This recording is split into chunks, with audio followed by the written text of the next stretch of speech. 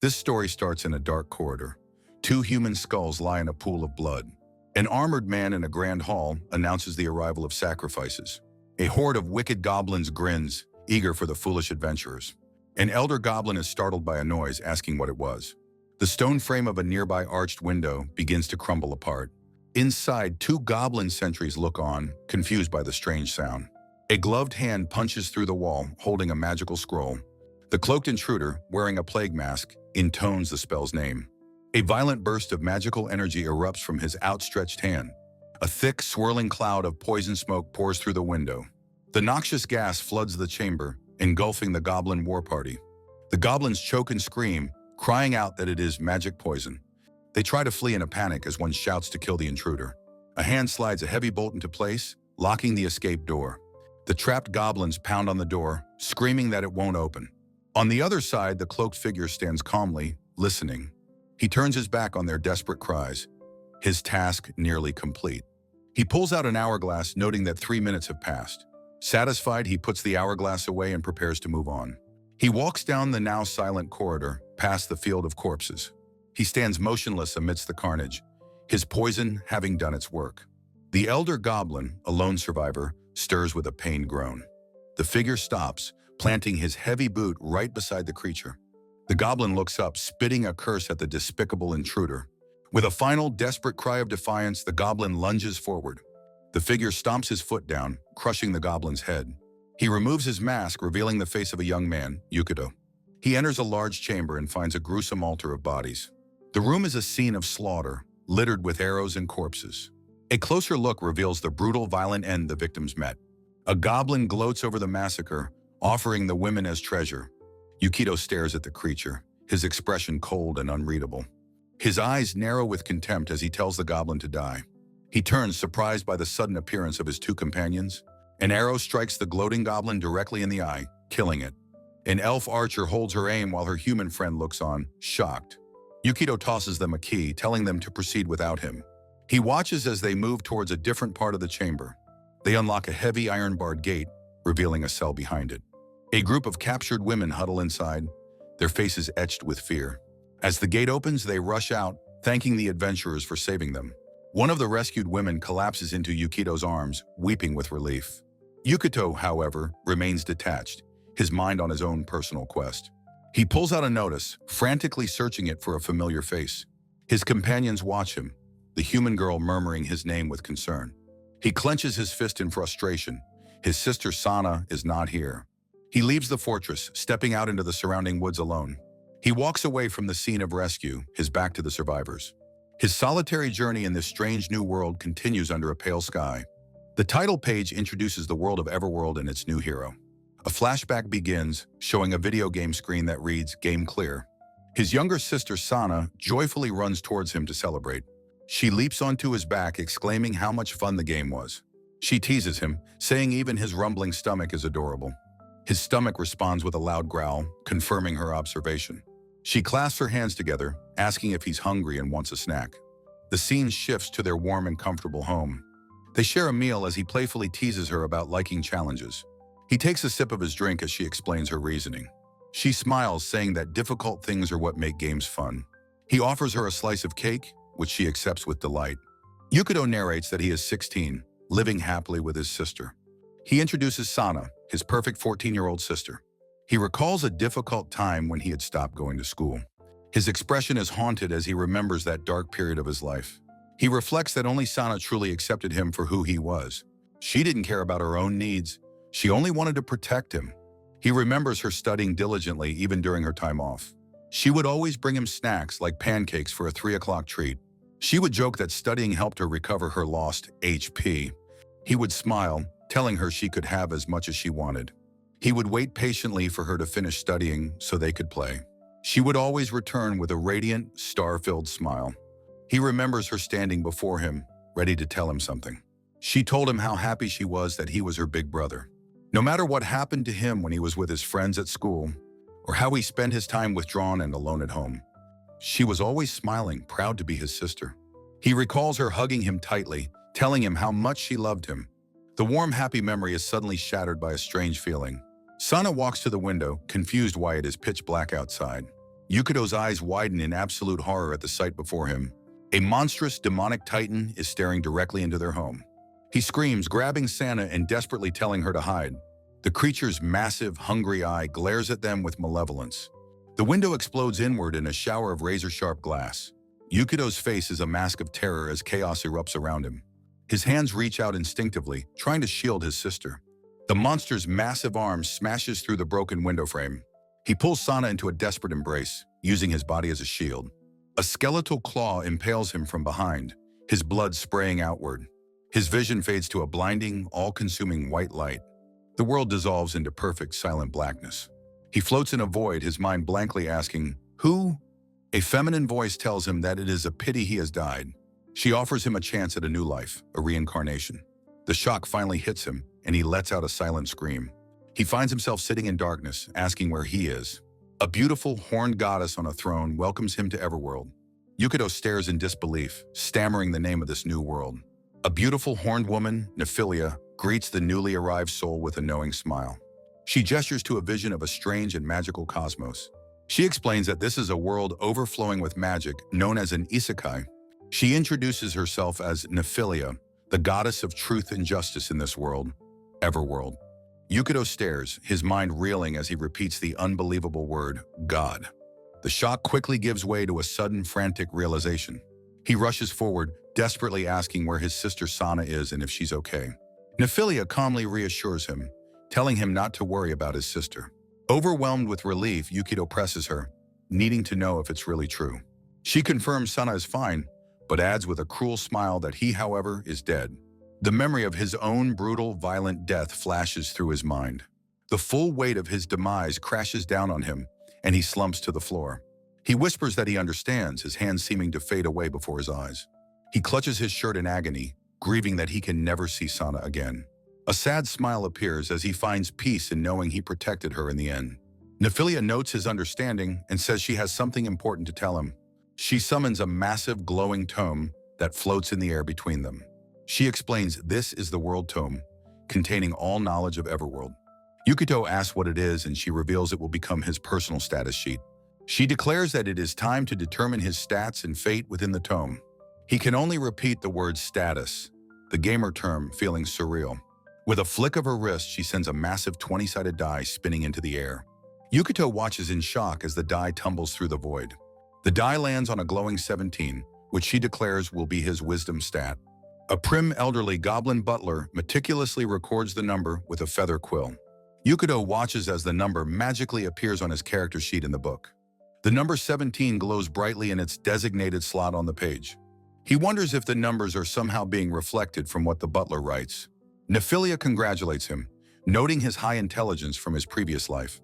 The die is rolled again, landing on a glowing 13 for his dexterity. She dismissively calls the result so-so as the number is transcribed.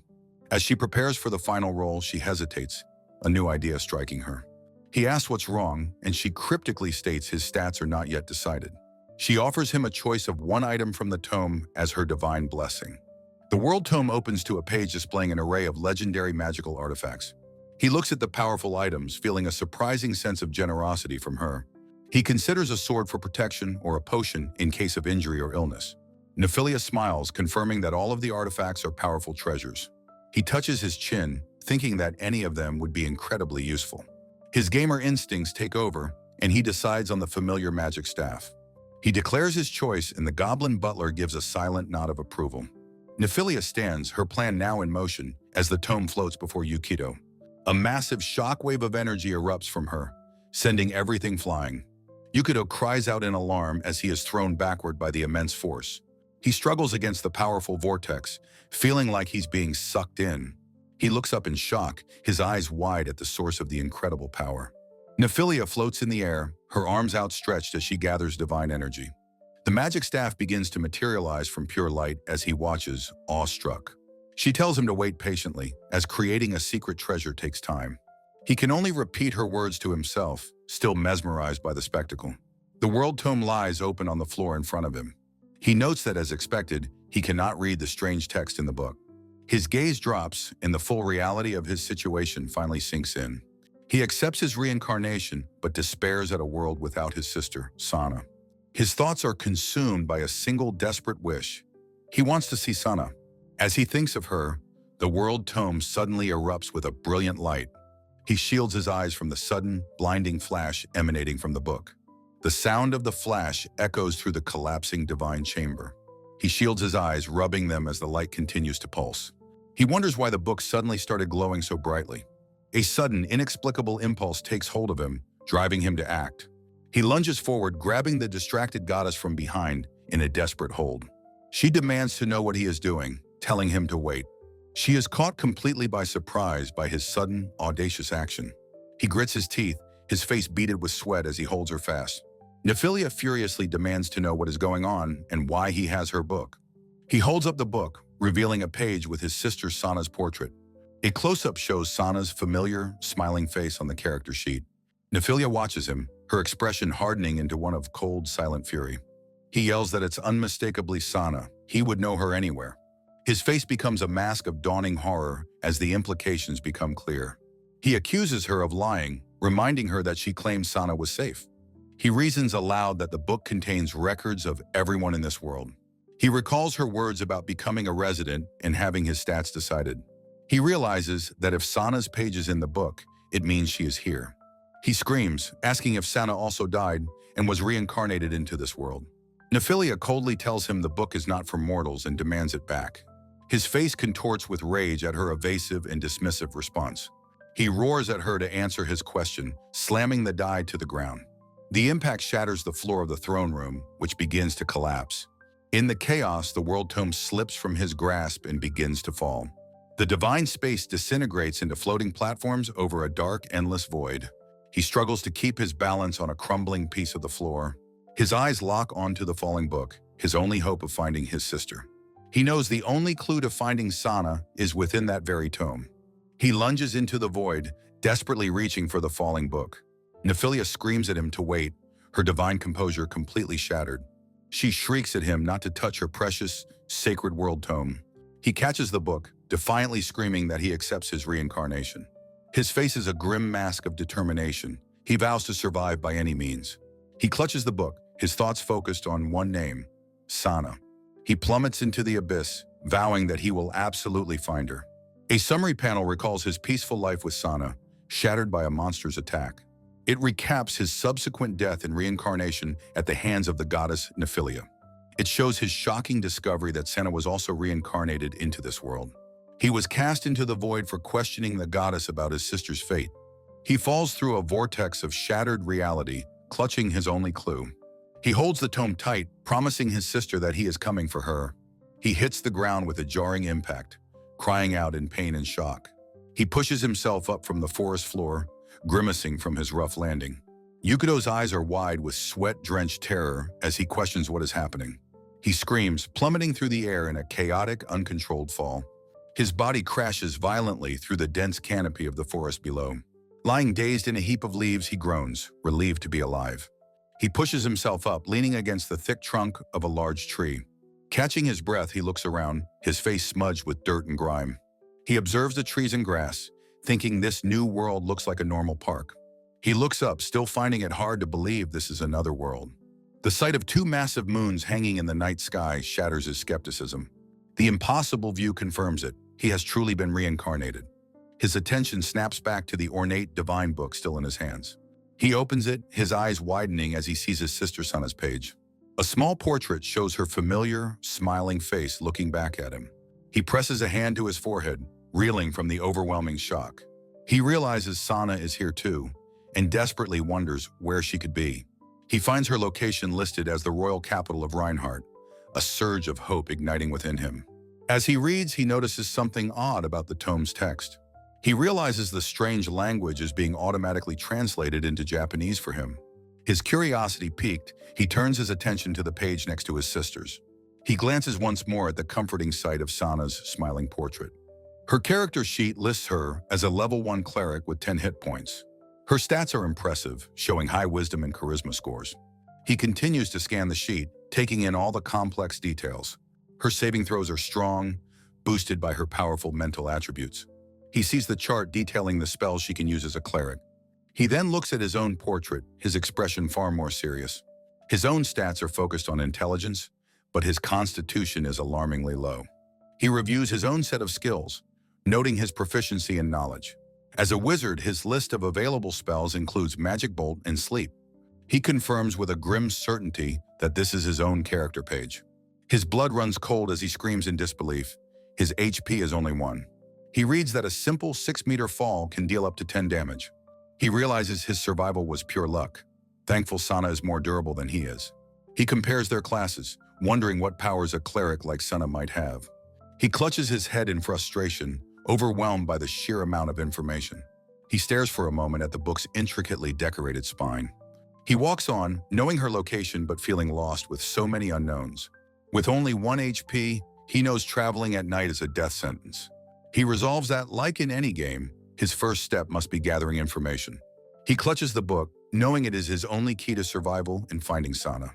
He wanders through the moonlit forest, his eyes glued to the book's pages. Balancing on a fallen log, he reads, wondering if he will find a road. He looks up from the tome, his attention drawn to a nearby fruit tree. The world tome's pages begin to flip on their own with incredible speed. It opens to a diagram explaining that the fruit he sees is edible. He takes a bite, exclaiming that it's delicious, tasting like an orange. The tome then helps him identify and gather useful medicinal herbs from the undergrowth. A sudden noise from the bushes makes him freeze, his senses on high alert. He marvels at the book's power to instantly identify any potential dangers. Thinking of Sana, he reaches down to pet a small, horned rabbit.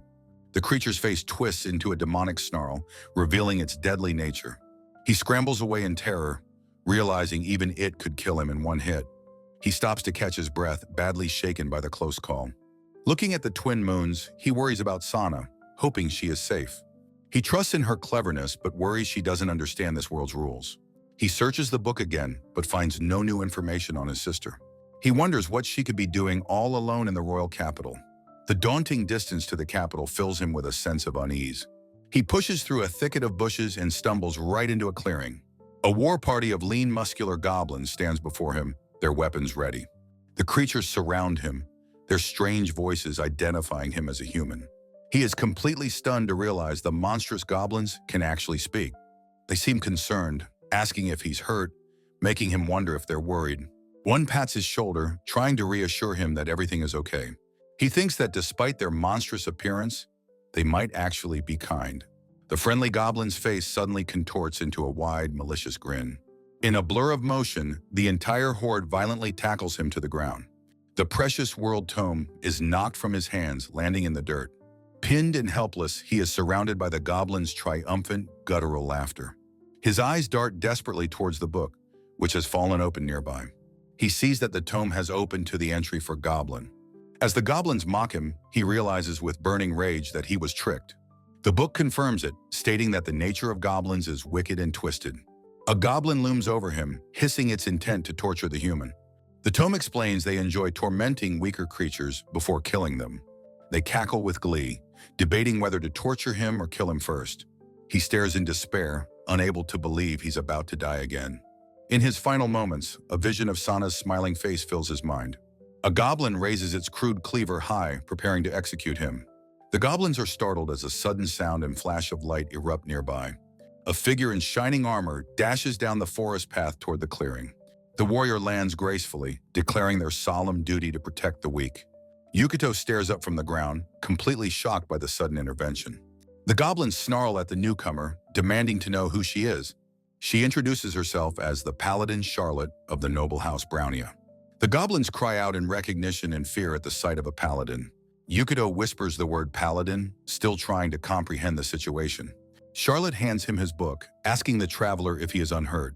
She stands protectively over him, telling him to flee while she fights. She takes a deep, steadying breath, preparing herself for the coming battle. He watches her, confused by the sweat already beading on her brow. With a fierce cry, she charges, screaming for the beast to be judged. She launches herself into what looks like a powerful, spinning sword attack. But halfway through the spin, she becomes comically dizzy and lets out a shriek.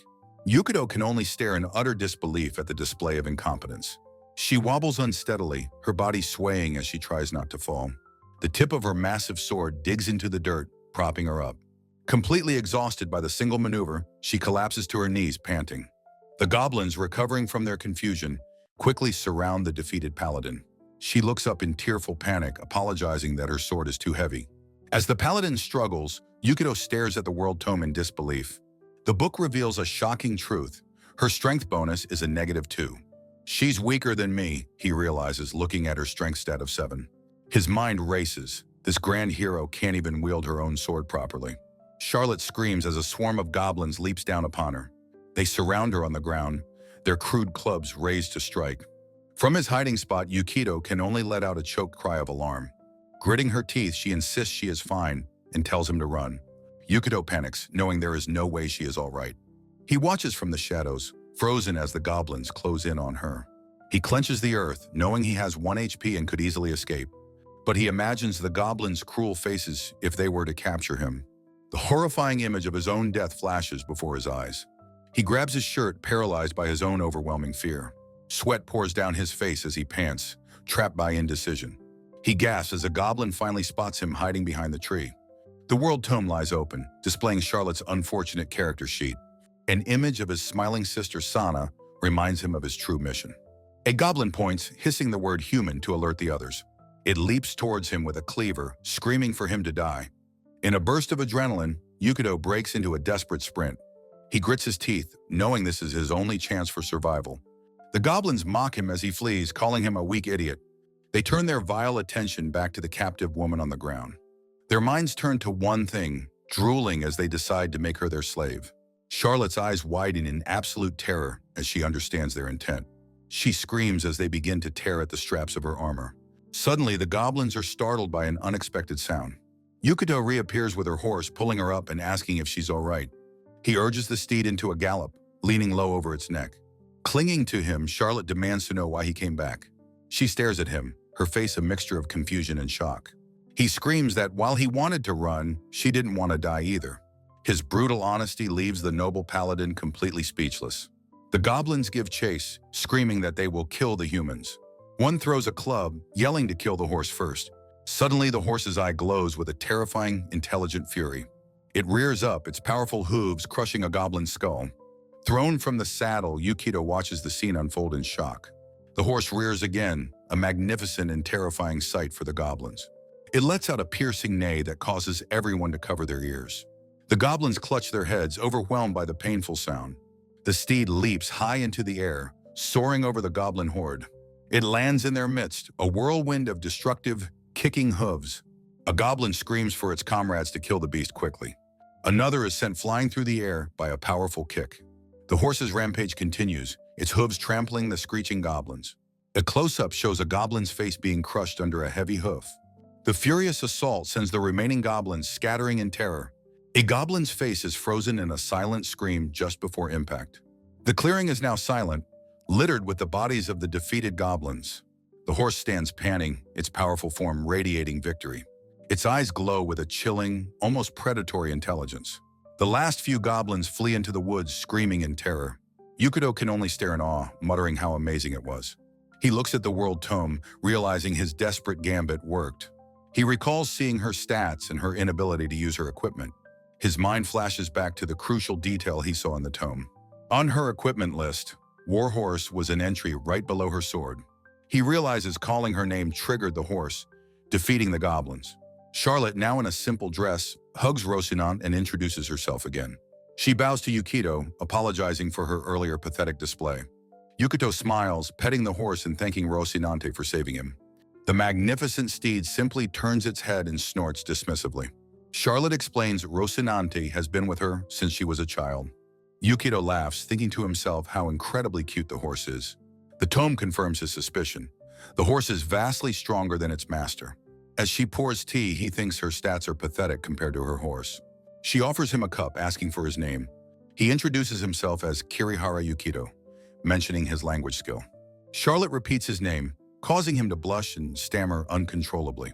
He panics, realizing this is the closest he's been to a girl besides Sana. Later, he reflects on the danger of the forest, wondering about its poor security. He despairs, questioning how he can possibly find Sana in such a world. Reading the tome, he knows that another monster attack would mean certain death. He feels utterly helpless, too weak to fight and unable to reach his sister. He stares at the page in the World Tome showing Charlotte's profile. He knows it's wrong, but she saved his life, and he owes her. He grits his teeth, torn by his conscience but firm in his decision. He tells himself that this is the only option he has right now. He approaches Charlotte, telling her he has a request for her as a paladin. Kneeling before her, he asks if she will help him save his sister Sana. Charlotte looks down at him, completely taken aback by his plea. He explains that he has no weapons or money, only the World Tome. He tells her he was separated from his sister after a monster attack. He says he must find her quickly, but he can't do it alone. He prostrates himself on the ground, begging Charlotte to help him. She looks down at his shaking form, her expression softening as she says his name. She tells him she understands and agrees to help in any way she can. She offers him her hand, saying it is a paladin's duty to help those in need. He looks up, asking if she truly means it. He thanks her, explaining that his sister is somewhere near the royal capital. As they walk, he admits that he doesn't know the exact details. He takes her hand, thanking her and calling her his benefactor. She suggests they set out, heading to the nearby town of Olbeta first. Yukito agrees, his face hidden in shadow, his true intentions concealed. He thinks to himself that everything went exactly as the book predicted. He knows her good nature and faith make her easy to manipulate. He acknowledges that Rocinante, not Charlotte, is the true power of their party. He resolves to rely on them and the World Tome to achieve his goals. Under the stars, Charlotte speaks earnestly to Yukito, who looks away into the night. A close-up reveals Yukito's eye, filled with a weary but unyielding determination. Charlotte smiles warmly, assuring Yukito they should do their best, for the gods will surely help. Yukito forces a pained smile, knowing he must rely on the paladin and her horse. On a new chapter page, Yukito reads about Nephilia, shocked by her chaotic yet just nature. They travel a dark forest path, guided by the light of two enormous moons. Yukito, engrossed in the World Tome, reflects on the rules he has learned so far. The first rule, the tome reveals the underlying stats and laws of this world. He worries about Sana, knowing only her stats but nothing of her current situation. He identifies his party members and their classes, wizard, paladin, and warhorse. The second rule is that magic is limited here, unlike in the games he knows. A sudden rustling from the dense undergrowth puts the traveling party on alert. A goblin emerges from the bushes, its sudden appearance startling Yukito and his companions. "Goblins again!" Yukito exclaims, his face a mask of shock and frustration. A goblin horde charges, screaming that the forest is theirs and vowing to kill the humans. With Charlotte astride, Rocinante crashes through the goblins with overwhelming violent force. Yukito watches the brutal, one-sided slaughter, sweating with a dumbfounded expression. He marvels at the magnificent warhorse's incredible strength as it rears victoriously. He spots another goblin hiding nearby, its crossbow aimed directly at him. A wicked grin spreads across Yukito's face. This is a perfect chance to test his studies. He raises his hand, beginning to gather the raw, untamed energy for a spell. A wave of immense magical pressure erupts from him, startling Charlotte and Rocinante. The targeted goblin cries out, clutching its head in agony from the magical force. Even Charlotte winces, shielding her head from the sheer power of Yukito's casting. Yukito focuses his mind, engraving the incantation into his spirit with perfect clarity. His eyes snaps open with intense focus, knowing the chant must be precise. He begins to speak the words, aware that a single mistake will cause the spell to fail. A glowing, intricate magic circle materializes in the air before his outstretched hand. He levitates off the ground, commanding his magic to become an arrow to strike his foe. With a final desperate shout, he unleashes the full power of his spell. A searing projectile of pure magic, a magic bolt, streaks towards the goblin. Charlotte rushes to his side, exclaiming in astonishment that he is a wizard. A wide, triumphant grin spreads across his face as he realizes he can use magic. The World Tome confirms he has received experience points for landing the final blow. Where the goblin fell, a small, dirty pouch of its money lies on the ground. His expression turns somber as he realizes the importance of money for his survival. He kneels over the goblin's remains, his hands clasped as if in prayer. He clutches the small pouch, his resolve hardening. His face is a mask of cold fury as he vows to survive and find Sana. The party continues their journey, the sun now filtering through the forest canopy. They emerge from the woods into a vast, sun-drenched grassland. Charlotte shields her eyes, excitedly telling Yukito she can see their destination ahead. Yukito smiles brightly, sharing in her excitement to see the city. Before them lies the massive fortress city of Olbeta, the largest in the region. The imposing city walls and towers dominate the landscape, a bastion of civilization. Yukito stands nervously behind Rocinante, muttering about how huge the city is. The trio stands before the city's massive, heavily fortified gate, flanked by guards. A stern, mustachioed captain of the guard eyes them with an intimidating gaze. The captain firmly stops them, demanding to see their identification before they can enter. Charlotte presents a silver medallion, asking the guard if this will suffice. The guards' faces contort in pure shock as they recognize the noble crest. They snap to attention, apologizing profusely and offering to escort the noble lady. As the captain fawns over her, Yukito finally understands she is a high-ranking noble. He looks up at the sky, quietly processing this new revelation about his companion. Inside, Yukito adjusts his new clothes, grateful her status made things so easy. He wonders what Charlotte is doing after she told him she was going to change. He hears footsteps approaching and turns with a start. He finds himself in a bustling town square, a fantasy city brought to life. His face breaks into a wide, joyful grin. It is truly a fantasy town. He spins around, excitedly taking in all the incredible new sights. His new boots step firmly upon the ancient cobblestone streets of Olbeta. He walks through the crowded square, his new cloak billowing behind him. He marvels at the shops, their signs and architecture unlike anything he has ever seen. He is fascinated by the sight of elves and demi-humans mingling with the crowd. He runs through the streets, exclaiming how utterly different it is from his old world. He clutches the world tome, smiling sadly, wishing he could show all this to Sana. His eyes suddenly widen in pure, unadulterated shock. Staring at the book, his voice is a choked whisper, asking if this is real. He sees that Sana's location data has vanished, wondering if the world tome is bugged. He stares in confusion as the book's pages begin to flip on their own. The tome opens to a large map of the region, detailing various locations. His eyes are wide with frantic realization. This must be a map of the area. He notices a strange, pulsating icon over a fortress, wondering what it means. He remembers that this page opened right after he was thinking about Sana. He realizes the icon must be connected to her location and questions where she is now. Charlotte's voice cuts through his panic, asking him what's wrong. He looks up from the book, his eyes wide with a new, terrifying mystery. Yukito's face turns beet red, his jaw dropping in comical shock. Charlotte returns in a stylish new dress, and he is stunned by how cute she is. From a distance, Charlotte calls out to the flustered Yukito, noticing his reaction. She explains that she has left her armor in Rocinante with an acquaintance. A close-up shows Yukito's blushing face as he tries to process her transformation. He thinks she's cuter than anyone at his old school, except for his sister Sana. He decides to worry about the map later, suspecting it's a clue to finding Sana. While walking, he asks how a noble like her ended up alone in the forest. Charlotte smiles serenely, ready to share the story of her family. She explains her grandfather was a legendary knight who held the title Dragon Slayer.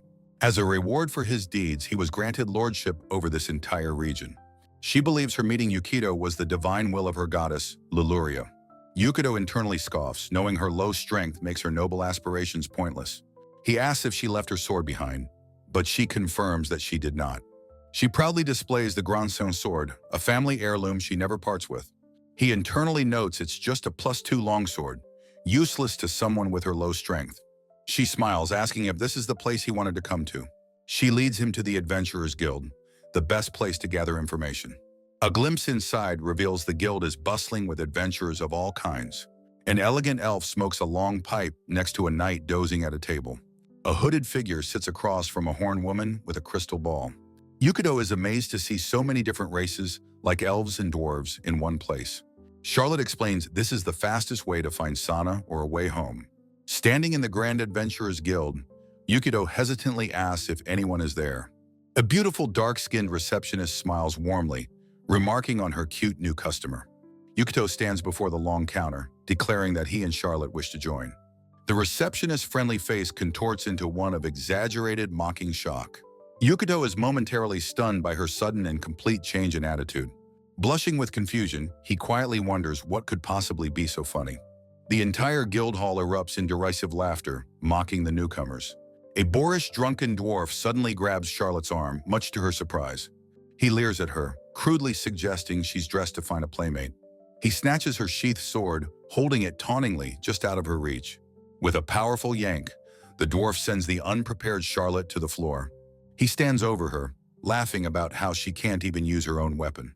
Charlotte pushes herself up from the ground, her face a mask of pure fury. The dwarf places a heavy hand on the hilt of his own broadsword. He taunts her, asking if she truly understands the meaning of drawing a blade. Charlotte screams back that he was the one who was rude to her first. The dwarf is amused, saying he likes her fiery spirit and attitude. He pulls the struggling Charlotte into his lap, demanding she be his drinking partner. Yukito steps forward, his voice cracking as he tells the dwarf to let her go. The dwarf dismisses him by hurling a bowl of food directly at his head. An elegant, white-haired woman with a fur stole appears behind Yukito. She gently cleans his face with a cloth, asking if the little boy is all right. She explains that the dwarf is always a belligerent drunk, smiling condescendingly. She offers to play with Yukito instead, promising him plenty of service. He is pulled into a suffocating embrace, his face pressed into her chest. He tries to refuse her advances, but she deftly trips him with her leg. Her foot hooks behind his ankle, sending him completely off balance. He cries out as he crashes hard onto the wooden floorboards of the guild. The other adventurers howl with laughter at his utter and complete humiliation. Charlotte watches the scene unfold, her expression one of horror and disbelief. Yukito is flushed with shame and anger, humiliated by the entire guild. He thinks furiously that he didn't come here just to be laughed at. He resolves that he absolutely cannot back down now. Too much is at stake. He scrambles to his feet, shouting if anyone will form a party with them. The crowd responds with only more jeers and utter, undisguised contempt. An adventurer scoffs, saying no one would ever team up with a weakling. Desperate, Yukito pleads that he must become an adventurer to find his sister. Charlotte gasps in shock at his next incredibly reckless move. Yukito lunges forward, pressing his small dagger against the dwarf's thick neck. Sweat drips from his brow as he holds the blade steady, his bluff in motion. The dwarf glares, unimpressed, telling the little shit to be quiet. The blade is easily pushed away. Yukito realizes his simple plan has failed. With Charlotte still captured, he knows his only remaining option is magic. He steels himself, preparing for a desperate all-or-nothing gambit.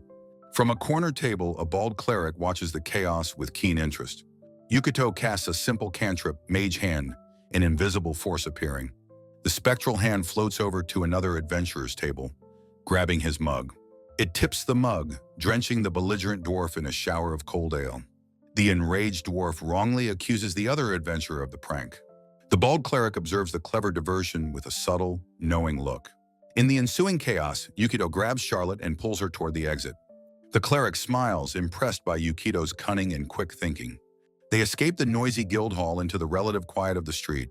Yukito catches his breath, relieved they managed to get away safely. He thinks about how the World Tome's information helped him formulate his plan. The tome had told him that the dwarf was a belligerent, violent drunk. He turns to Charlotte, asking if she's all right after the terrible ordeal. Charlotte clenches her fists, shaking with fury over the humiliation she endured. She vows to get stronger so she can make them all regret their actions. The bald cleric approaches, introducing himself as Lang and offering to party up. Charlotte is surprised, holding a quest request for kobold extermination. Yukito eyes him suspiciously, asking why he would want to team up with them. Lang compliments Yukito's clever use of magic to de-escalate the situation. He explains that as a cleric, he needs a knight and a mage for balance. Flattered by the praise, Charlotte beams and readily agrees to his proposal. Yukito internally consults the World Tome, discreetly checking Lang's stats. The tome reveals Lang as a level 3 cleric who serves a just god. Yukito notes his lawful good alignment, deciding he is probably trustworthy. He thinks to himself that not all adventurers are boorish thugs after all. Yukito shakes Lang's hand, formally accepting his offer to form a party. He thinks how this will allow him to gain experience points more safely. He smiles brightly, saying it's nice to know good people exist in this world. Lang's smile remains fixed as the chapter ends, hinting at something more. Their new quest begins in a damp cave, water dripping from the ceiling. A booted foot steps into a shallow pool on the uneven, rocky cave floor. The party of 3 ventures deeper, led by the light of Lang's torch. Yukito notes that while humid, the temperature is surprisingly normal. Lang cautions them both to watch their footing on the slippery, wet ground. A flashback begins, showing Yukito with a sly, calculating smile on his face. He thanks Lang for helping them officially register as adventurers back at the guild.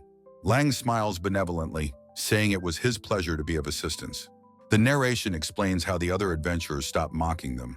The receptionist's attitude changed completely upon learning Charlotte was a noble. After buying minimal gear, they immediately set out for the dungeon. Yukito looks at his new copper adventurer's plate, a simple dog tag. As a novice, he knows he cannot yet access high-level information. He must grind quests to raise his rank and find clues about his sister, Sana. Back in the cave, a swarm of bats flutters down from the dark ceiling. A close-up shows a single bat, its small eyes glowing faintly in the dark. Yukito consults the world tome, confirming the cave is a large bat habitat. Lang explains their quest is to exterminate the growing kobold population. The tome displays an illustration of a reptilian, dog-faced kobold. Lang asks what spells Yukito has prepared for their expedition into the den. He smiles, saying he's glad to have a powerful mage with them on this quest. Yukito thinks about how he can't reveal his single, fragile hit point. Charlotte asks if they should be wary of traps set by the kobolds. Yukito grimly recalls his near-death encounter with the treacherous goblins. A sharp, sudden sound echoes from the darkness just ahead of their position. Charlotte looks toward the sound, her expression alert and wary of danger.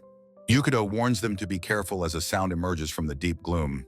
A horde of reptilian kobolds surges from the darkness, their claws bared.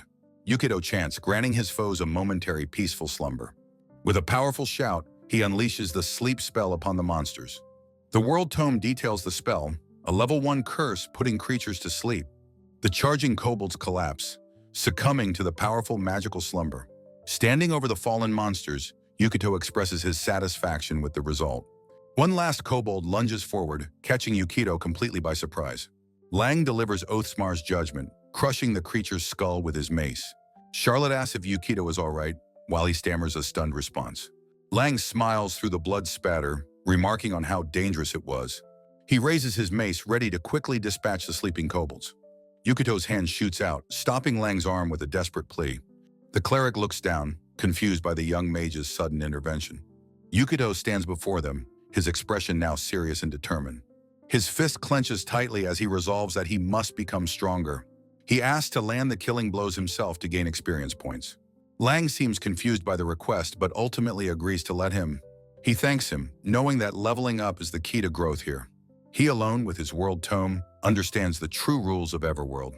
He steps over a fallen kobold, his dagger held ready for the kill. He apologizes, declaring the monsters will become nourishment for his growth. With grim determination, he drives the dagger down into the helpless creature. A spray of dark blood erupts, marking the end of the kobold's life. Wiping away the blood, he tells the others it's time to move on. As they proceed, Charlotte points out the blood still on his cheek. He silently wipes the last of the blood away with his gloved hand. Lang watches him, his expression hardening into a cold, sinister glare. They stand at the mouth of a darker passage leading deeper underground.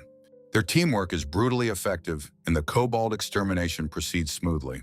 A manic grin spreads across his face. He needs just 15 more points. The cleric glances over his shoulder, his face a mask of grim resolve. They discover a charnel house filled with the bones of the kobold's victims. Yukito looks on, a flicker of concern on his otherwise stoic face. Charlotte kneels, praying for the souls of the dead to find peace. Lang notes that the cave continues, a perfect opportunity now presenting itself. He agrees it's a good idea, his silhouette looming ominously behind her. The paladin cries out in pain as a brutal, unseen blow strikes her. Lang brings his heavy mace down, striking the back of her head. Yukito screams her name, his face a mask of pure, unadulterated horror. He whirls on the cleric, demanding to know what he is doing. Lang calmly states it's a common story of a new adventurer's demise.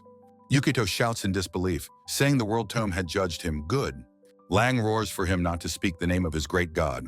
Utterly confused, Yukito can only repeat the words, "Evil god?"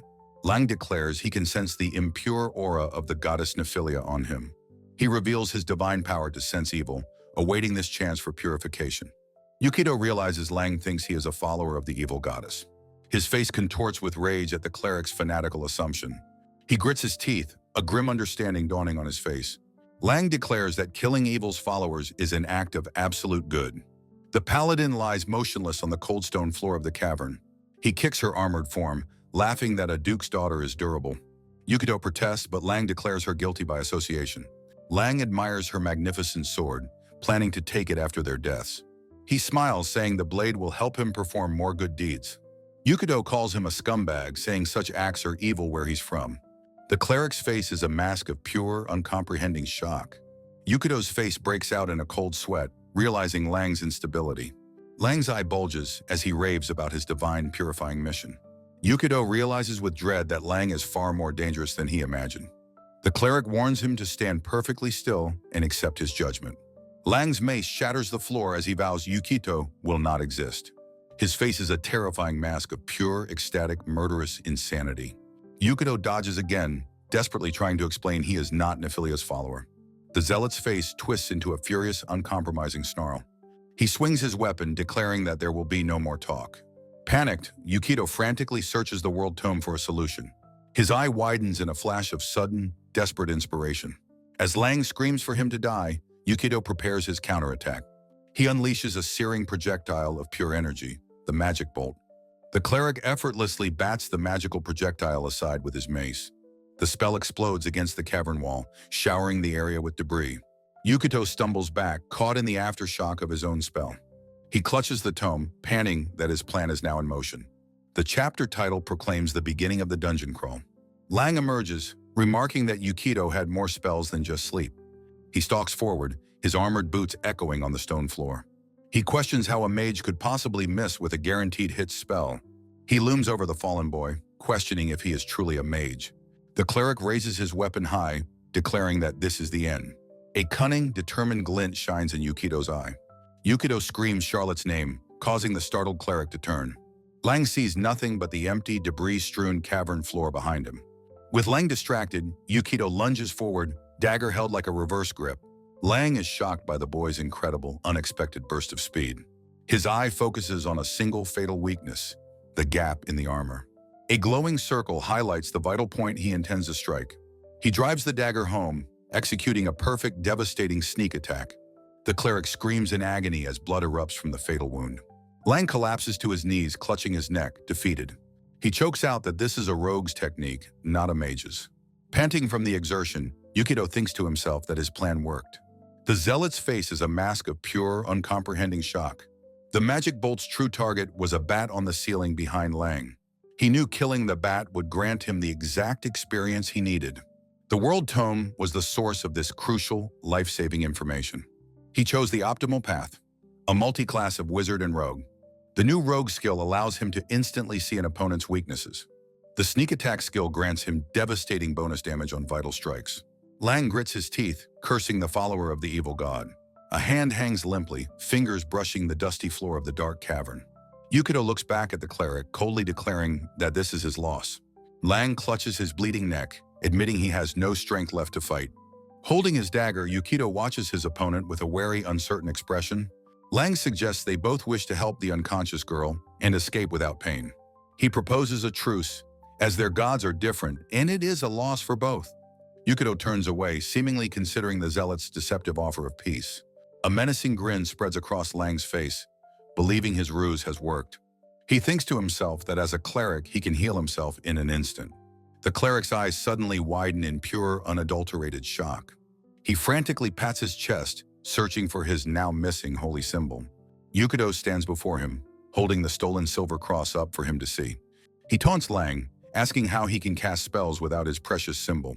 A system box reveals Yukito's new rogue skill, Sleight of Hand.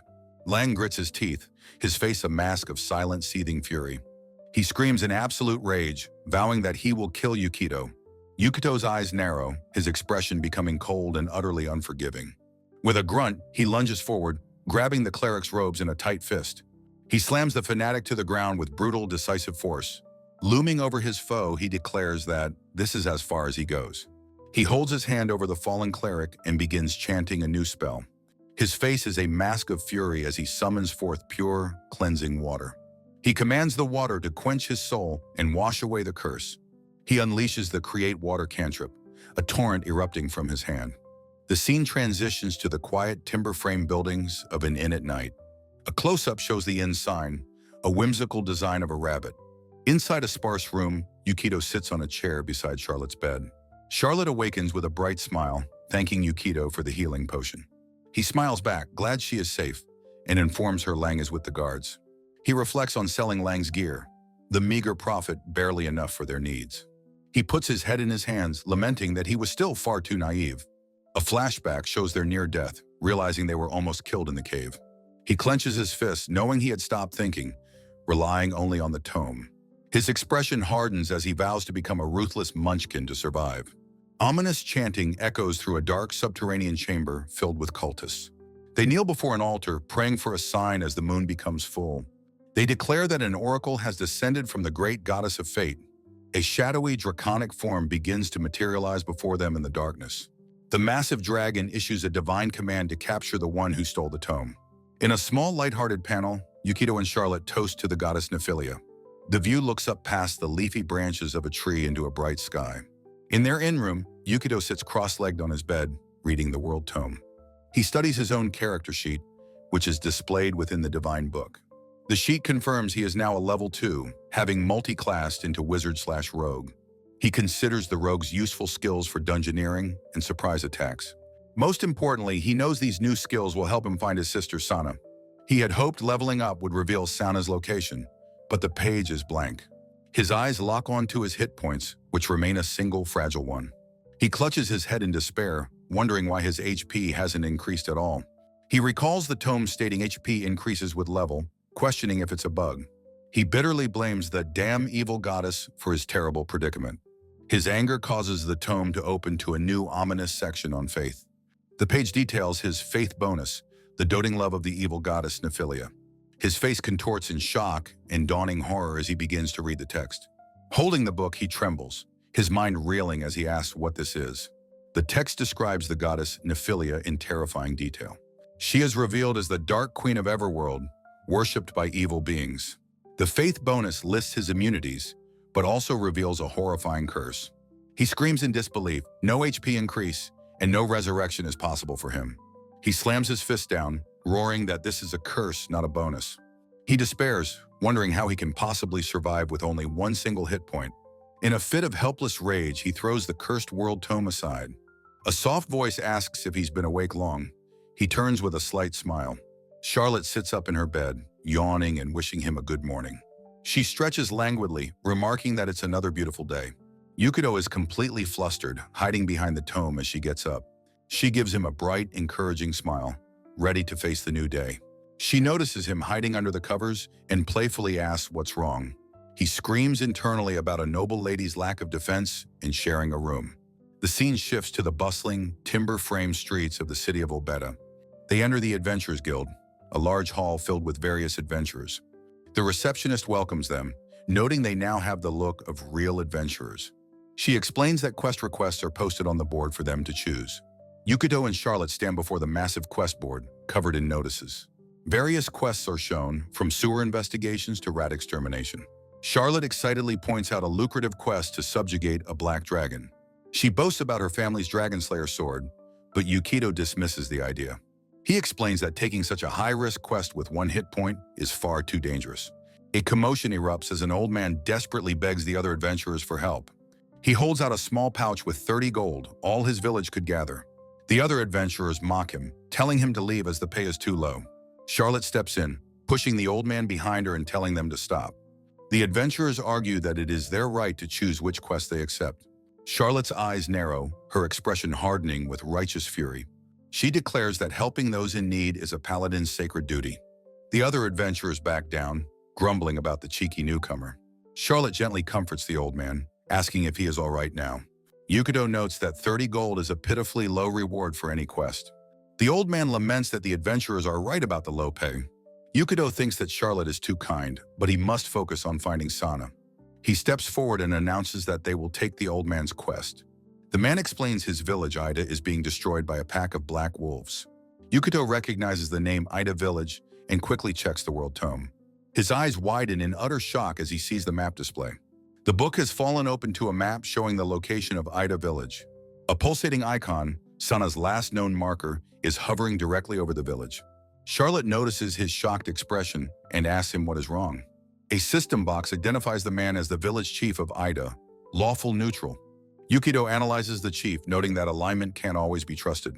He knows this marker is his only clue to finding his sister Sana.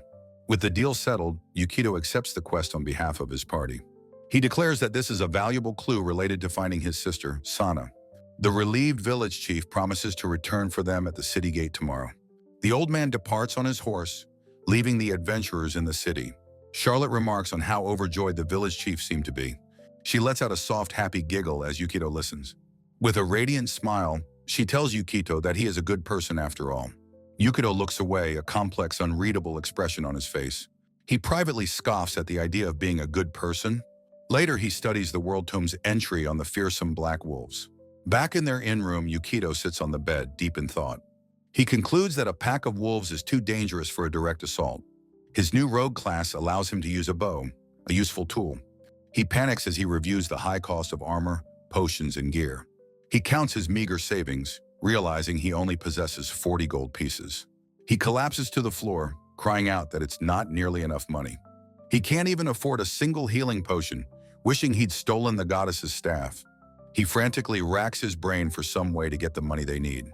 Suddenly, his eyes widen as a desperate, brilliant idea strikes him. Looking out at the city, he knows exactly what he has to do. At the stables, Charlotte lets out a furious scream of protest. Yukito stands firm, having just made his terrible proposal.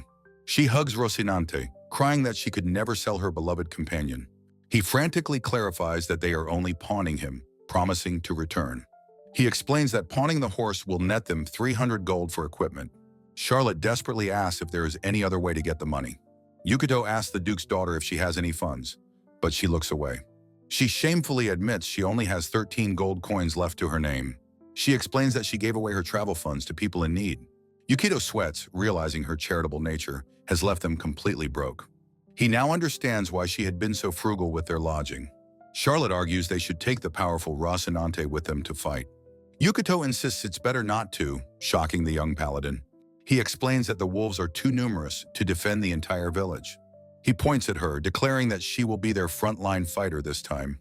He confidently states that he has a plan for them to win without injury. He assures a worried Charlotte that he has a way to get Rocinante back. He asks her to trust him and allow him to pawn the horse. He pleads with her, explaining it is the only way to save the village. He turns to the horse, saying that Rocinante will surely understand their plight. To everyone's surprise, the noble steed appears to nod in agreement. A voice in Charlotte's mind tells her it's all right and to trust Yukito. She stares in utter shock, calling out her companion's name in disbelief. Yukito smiles, explaining he used a spell to interpret the horse's feelings. Rocinante rears back violently, protesting the deep voice Yukito gave him. Yukito apologizes for his insensitivity, and Charlotte is deeply moved by his words. She questions his strange way of speaking, and he cheekily blames her gender. Yukito admits it was his idea, as Rocinante looks on in horror. He explains he used the spell to consult Rocinante about their lack of funds. He puts on a tearful performance, making Charlotte believe it was a shared sacrifice. Completely fooled, Charlotte feels she is a failure for not understanding their pain. She apologizes profusely, and Yukito feigns his own regret for not telling her sooner. Charlotte tearfully hugs Rocinante, promising it is only a temporary farewell. She sobs, vowing to finish her adventures quickly and buy him back. Rocinante weeps as well, tears streaming down his noble face as she leaves. Yukito fakes a pained whimper, silently apologizing for his successful deception. With the money secured, they walk through the bustling city streets. In a weapon shop, Yukito carefully inspects a new crossbow. At an apothecary, they stock up on potions and essential supplies. They leave the city behind, traveling towards Ida Village in a covered wagon. The small rustic village comes into view, encircled by a wooden palisade. Yukito stands on a high cliff, his cloak billowing as he scouts the layout. He holds a scroll, his eyes narrowed as he takes in every detail. The village is nestled in a valley surrounded by imposing rocky cliffs. He spots two villagers standing guard atop a crude wooden watchtower. He notes the sharpened wooden stakes that form the village's main defense. His gaze sweeps over the entire settlement, analyzing its strategic points. He focuses on a large central hut that is unusually well guarded. Charlotte finds him, and he confirms that he has learned what he needs to. He uses a levitate spell to float down from the clifftop to join her. He lands gently on the ground as the spell's magic fades. As they wait for night to fall, the sky begins to darken. They meet in the dim, quiet interior of the village chief's house. Yukito unrolls a map, explaining the villagers' account of the previous attacks. Charlotte asks if anything seems strange, and he confirms his suspicions. He points to the central building, identifying it as the food storehouse. He questions why this building has such heavy security compared to the gate. He concludes that the grim-faced villagers are definitely hiding something from them. He reasons that the wolf attacks are real, but there is more to the story. The wolves, the villagers' secret, and Sana's clue are all connected. He clenches his fist, vowing to find his sister no matter what. He will do whatever it takes to survive and uncover the truth. As night falls, the villagers stand guard, their faces tense with fear. They whisper nervously about the eerie silence, the absence of wolf howls. Suddenly, a sharp rustling sound comes from the bushes just beyond the fence. A beautiful, fierce elf appears, flanked by two massive black wolves. She sits astride one of the beasts, her gaze fixed intently on the village. A lone, haunting howl pierces the night, signaling the beginning of the assault. At the village gate, Yukito and the villagers hear the call to battle. The terrified villagers identify the howl of the black wolves and prepare to fight. Yukito calmly readies his crossbow, noting that the enemy has arrived as expected. He turns to face the anxious villagers standing behind him. He addresses the gathered defenders, telling them to follow the plan. A villager expresses doubt about Charlotte's strange, non-traditional chain weapon. Yukito smoothly lies, claiming it's a legendary weapon, which Charlotte readily believes. He sighs, thinking her trusting nature is both a blessing and a curse. A lookout on the wall screams that the wolves are here. A massive pack of black wolves charges from the darkness, their eyes glowing. The village chief and his people cry out in sheer terror at the sight. Yukito stands ready, calling out to Charlotte to begin their counterattack. With grim determination, Yukito tells Charlotte that it is time to go. Charlotte, her eyes blazing with conviction, confirms that she is ready. Clasping her spiked chain, she prays, invoking her divine spells, holy weapon and divine favor. At the same time, Yukito weaves his own enchantments, bears strength, lesser resistance, and magic protection. A page from the World Tome details the Divine Favor spell. The spell's name is highlighted, Divine Favor, a level 1 curse. Another entry details the effects of the Lesser Resistance spell. A shimmering magical energy envelops the two adventurers as they finish their preparations. The pack of massive black wolves surges from the forest, their snarls echoing. Charlotte lets out a fierce battle cry, her mouth open in a defiant roar. She unleashes her new weapon, the spiked chain, swinging it in a wide arc. The wolves are caught in the whirling chain, their charge broken at the village gate. A villager cries out that the wolves are down as Yukito watches calmly. Yukito raises his arm, shouting the command for the archers to fire now. A wolf cries out as it is struck by a volley of arrows. The villagers, emboldened, loose a coordinated volley at the trapped beasts. The ground before the gate is quickly littered with the bodies of fallen wolves. Another wolf falls to the ground, pierced by multiple arrows from the village defenders. The villagers cheer, amazed that their desperate defense is actually working so well. Yukito's expression remains cold and focused, his brilliant strategy unfolding perfectly. A narration explains the spiked chain is a perfect weapon for Charlotte's abilities. A tactical diagram shows her holding the narrow choke point against the wolf pack. A wolf lunges past her guard, its jaws snapping viciously at her side. She winces, gritting her teeth as the beast's fangs scrape against her armor. The village chief cries out in alarm, but Yukito assures him that she is fine. Her magical armor and divine buffs protect her, negating almost all the damage. With a powerful shove, she sends the wolf sprawling back into the kill zone. Charlotte stands firm, having successfully stopped the wolves' relentless forward momentum. The villagers continue their focused assault, their arrows finding their marks. The ground is now covered with the dark, still forms of the fallen wolf pack. Charlotte takes a confident, solid step forward onto the blood-soaked wooden bridge. By controlling the narrow entrance, she and the archers have created a winning combination. The surviving wolves regroup, communicating with low growls and hesitant whines. A villager notes their fear, but Yukito knows they are simply coordinating their next move. Yukito creates a cacophony of phantom howls, sowing confusion among the pack. The World Tome details the ghost sound spell he is using to disrupt them. A close-up view of the spell's description from the tome is shown. He explains that copying their calls will throw their coordination into chaos. The confused wolves are easily picked off by another relentless volley of arrows. The village chief praises their success as Yukito smiles, his plan working perfectly. The number of wolves has significantly dwindled under their coordinated assault. Yukito scans the darkness, wondering when their true leader will finally appear. Suddenly, the village chief screams in terror, pointing towards the watchtower. A shadowy figure lands with a crash, sending the villagers scattering in panic. A lone wolf on the watchtower has broken their formation, terrifying the archers. The wolf-masked woman appears, her bow drawn against the shocked villagers. A villager curses in frustration as he fumbles to draw his own bow. Under the immense pressure, the man's bow snaps in his hands, leaving him defenseless. He stares in utter disbelief at his broken weapon, his face pale with fear. A wolf pounces on another fallen villager, its eyes glowing with malevolence. The villagers' carefully constructed battle line shatters as they scream and flee. A man screams in pure terror as a wolf's jaws snap shut near his face.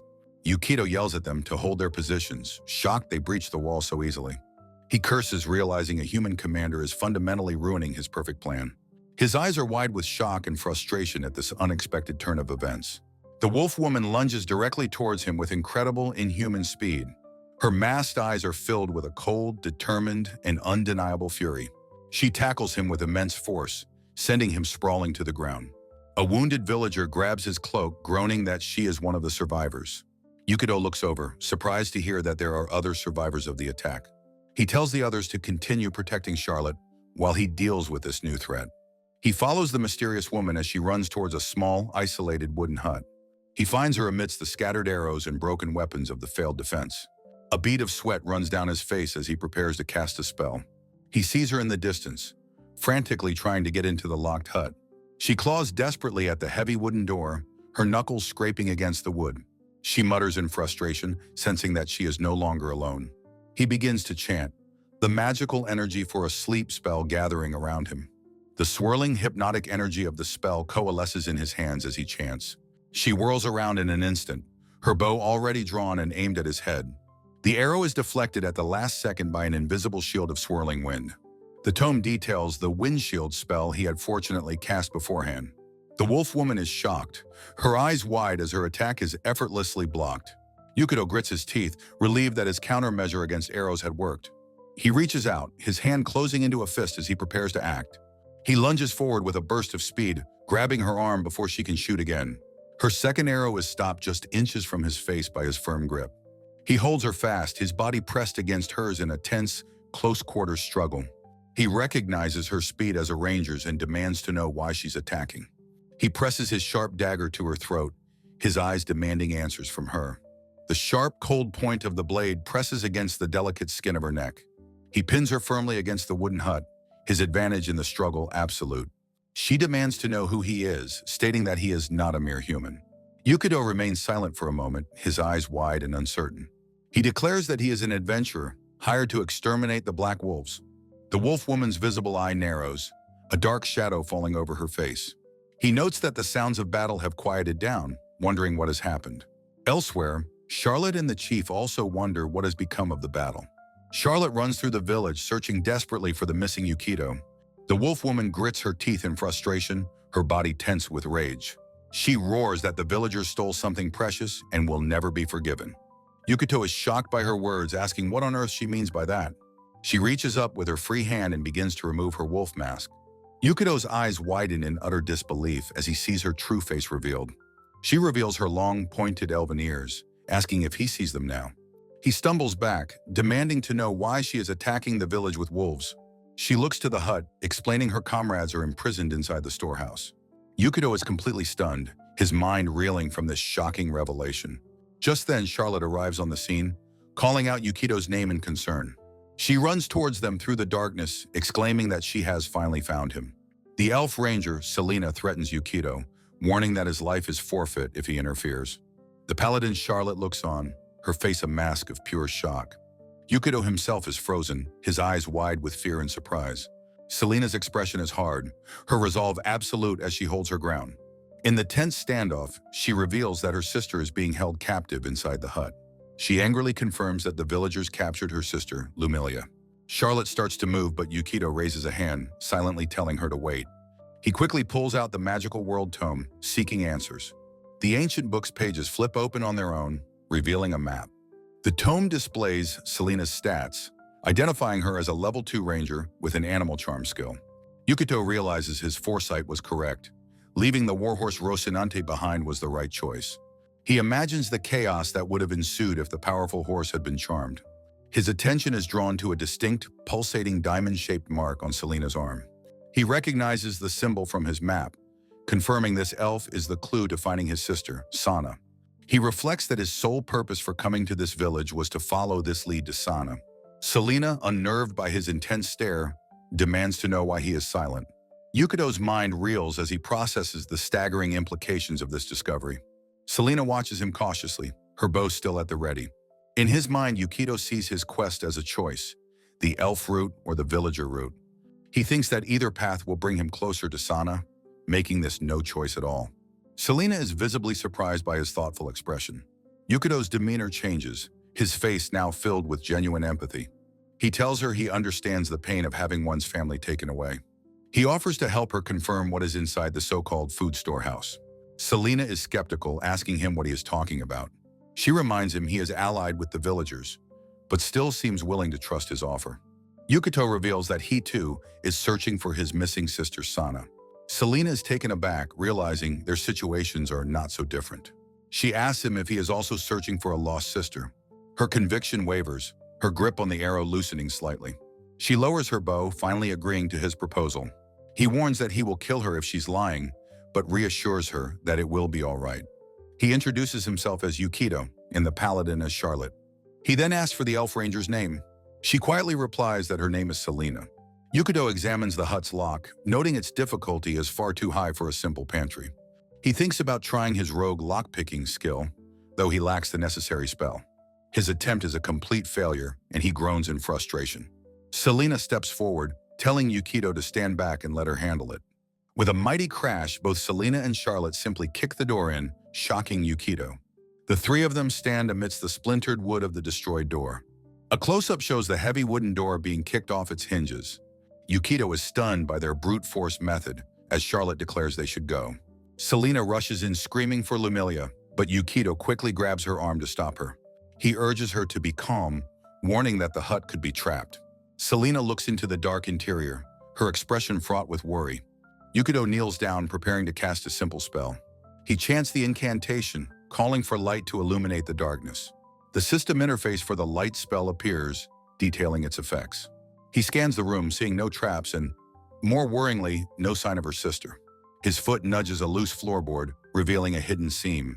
The party looks around the seemingly empty storehouse, surrounded by barrels. Charlotte suddenly looks down, her eyes widening in surprise. She has spotted something on the floor between the barrels. She points, exclaiming that she has found a staircase leading down to a basement. Led by the glow of Yukito's magic, the party descends into the darkness below. Selena's face twists in horror at what she sees in the cellar. They find a young elf girl, Lumilia, chained to the wall as Selena screams her name. Lumilia, weak and covered in grime, looks up at the sound of her sister's cry. Selena rushes forward, throwing her arms around her captive sister. Their hands touch for the first time since their capture. Selena holds her sister tightly, calling out her name in relief and anguish. Lumilia is extremely weak and needs immediate medical attention. Charlotte and Yukito watch, wondering how this terrible situation came to be. Yukito turns to the top of the stairs, demanding to know what the villagers know. The village chief hesitates, his hand clenched into a fist. He reveals that the elves are a sacrifice for a black dragon. Charlotte is horrified, crying out in disbelief at the mention of a dragon. The chief's expression is grim, his duty to his village overriding all else. He explains that it was necessary to protect the village from the beast.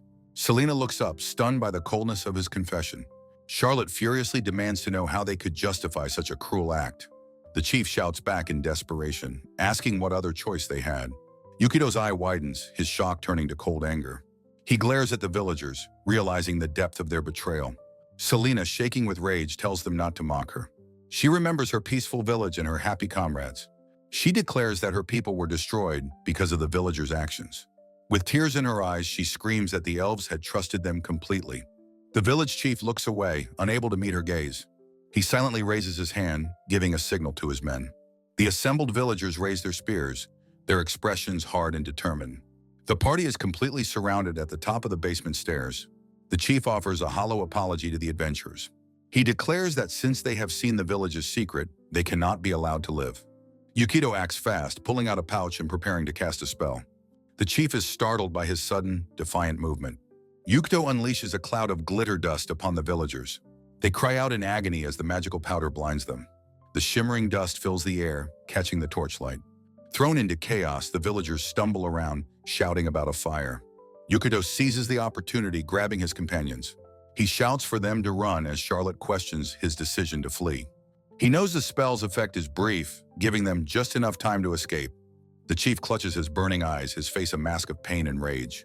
He cries out for them to wait, but they are already gone. The three adventurers flee the hut, melting into the darkness of the night. Safely away, Charlotte pants for breath, asking Yukito what they should do now. Yukito tells Selena to lead them to a safe place in the forest to tend to her sister. He looks at the weakened Lumilia, telling her to hang on just a little longer. Yukito, Charlotte, and the elf Selena flee through a sun-dappled clearing. A cataclysmic roar echoes from the direction of Ida Village. Selena's face is a mask of pure, dawning terror. She stops abruptly, turning as Yukito calls her name in question. She grabs her companions, urging them to hurry before their pursuer arrives. Yukito and Charlotte stare ahead, their faces frozen in horrified disbelief. Selena knocks an arrow, her expression grim as she confirms its arrival. The black dragon, Garzumag, perches menacingly atop a village rooftop. Carrying Selena's sister, Yukito stammers, shocked by the sight of a real dragon. The creature's massive reptilian eye fixes its cold, slitted gaze upon them.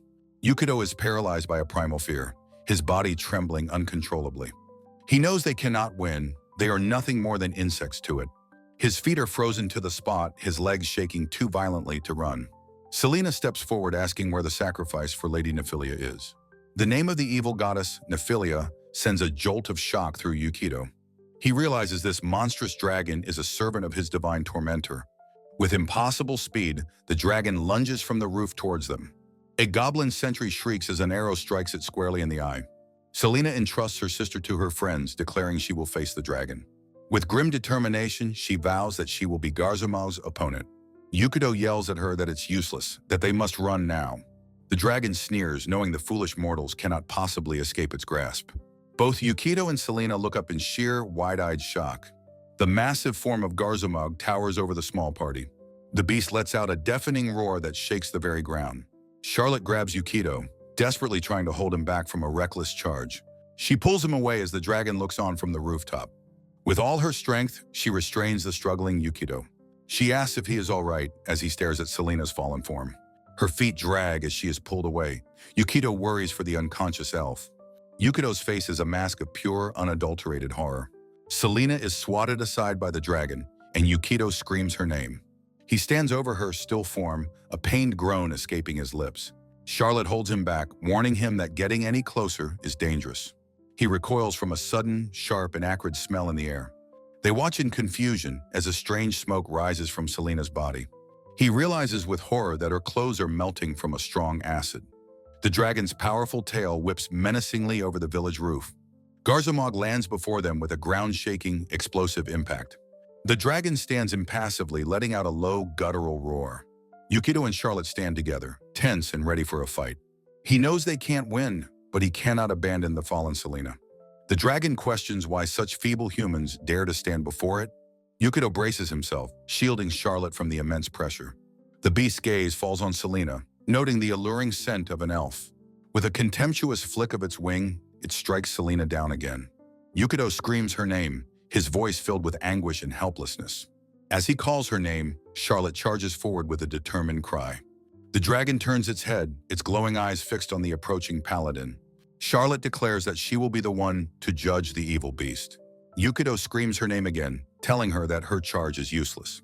The paladin plants her foot, her armored sandal splashing in a puddle. She pushes forward, fighting against the dragon's suffocating aura of fear. Gritting her teeth, she resists the overwhelming pressure with sheer willpower. She drives the tip of her greatsword into the earth, using it for leverage. With a powerful leap, she soars high into the air toward the monster. Her ancestral blade begins to shimmer, enveloped in a divine, holy light. She raises the glowing sword high, letting out a powerful, desperate war cry. She unleashes her ultimate ability, the powerful class skill Smite Evil. The holy power of her attack streaks towards the unsuspecting black dragon. Her sacred blade strikes the dragon's head with a deafening, metallic clang. Her face is a mask of exertion as she puts all her power into the blow. The dragon casually swats her aside with its massive tail. Yukito rushes forward and catches her limp body, crying out her name. Charlotte groans weakly, her eyes closed, the effort having drained her completely. The dragon looms over Yukito, who now kneels, cradling his fallen friends. His face is frozen in terror, trapped between the beast's dripping jaws. The dragon leans down, its massive head inches from the terrified boy. Holding the unconscious Charlotte, Yukito looks up, confused by its inaction. An extreme close-up shows the dragon's cold, impassive, and intelligent eye. Yukito feels a foul, impure aura radiating from the beast. He realizes with horror that this is the aura of the evil goddess, Nephilia. Nephilia's voice echoes in his mind, commanding him to buy her some time. The dragon turns its head, its mission now clear. It spreads its mighty wings, asserting its dominance over the clearing. The remaining black wolves emerge from the woods, surrounding Yukito. He stares in disbelief, shocked that there were still survivors. The dragon asks if he truly intends to save the wounded elf. The beast's eye narrows, viewing him as nothing more than an animal. It unleashes a torrent of acid, annihilating its own wolf minions. Yukito knows this is his one and only chance to escape the slaughter. He looks down at Selena, who lies still and broken on the ground. Her desperate plea to protect her sister echoes in his mind. He scoops up Lumilia and makes a frantic dash for the forest. His hand dives into the pouch at his side, searching for an escape tool. His fingers close around a small round object, a smoke ball. He raises his arm high, ready to create their only means of escape. He throws the ball to the ground, where it erupts in a thick cloud. The dragon roars in fury as the smoke billows outwards, blinding it. The dense, magical smoke completely obscures the entire battlefield. The dragon senses the lingering divine curse Nephilia placed upon Yukito. The village chief approaches timidly, addressing the great lord Garzumag. He tearfully apologizes, confessing that the elven sacrifice has been stolen. The dragon stands amidst the dead wolves, questioning the villagers' failure. Its eye glares with a cold, unforgiving fury. The villagers fall to their knees, begging and pleading for their lives. The chief begs for just a little more time to find the escape party. The dragon's voice booms, dismissing them all as foolish mortals. It declares that they will atone for their failure with their own blood. Far away, Yukito flees through the dark woods, carrying Lumilia to safety. Yukito uses a spell, creating a floating platform to carry his companions. He pants, cursing the monstrous dragon they just narrowly escaped from. He flees through the dark woods, knowing they must get away quickly. The unconscious elf ranger, Selena, is carried on the magical board. Exhausted from the escape, Yukito gasps for breath, his heart pounding. As Selena awakens, she weakly wonders why the distant sky is red. Yukito looks back towards the village, his face contorting in horror. He sees the horrifying truth. Ida Village is now a raging inferno. They make a small camp, Yukito sitting alone while Charlotte tends to the elves. Charlotte gently adjusts Lumilia's clothing, trying to offer some comfort. She turns to Yukito, reassuring him that she is all right now. Charlotte asks if the elves are hurt, thankful for Yukito's healing potions. Selena awakens, asking who her rescuers are in a weak voice. Lumilia cries out, shocked to hear they had been helping her sister. Charlotte gently stops Lumilia from rising, telling her she must rest. Yukito offers Lumilia a bowl of food, urging her to eat something. The young elf accepts the rations with a quiet, weary gratitude. Yukito asks Lumilia to tell them what happened with Ida Village. Lumilia holds the bowl, her gaze distant as she begins her tale. She explains that their elven home was in the mountains to the north. She remembers an idyllic life, a peaceful village surrounded by nature. Their peace was shattered by the black dragon and followers of an evil god. The memory is a blur of violence as their home was attacked. The survivors fled, seeking refuge in the nearby village of Ida. The villagers of Ida welcomed them, surrounding them with kindness. They were given shelter, a brief and ultimately false sense of security. The village chief watched them from a doorway with a grim expression. One fateful day, the chief walked through the village with purpose. He turned to his people, having made a terrible, fateful decision. Dark, robed cultists had come, their shadows falling over the village. The chief's eyes are wide with terror, sweat pouring down his face. The villagers panicked as the ominous figures of the cultists approached. A hulking cultist looms over the terrified, cornered village chief. The cultist identifies him, demanding to know where the surviving elves are. The elves were huddled together in a storeroom, believing they were safe.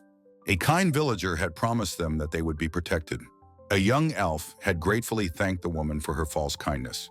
The village chief appeared at the door, his shadow falling over them. His face emotionless, he ordered the immediate capture of all the elves.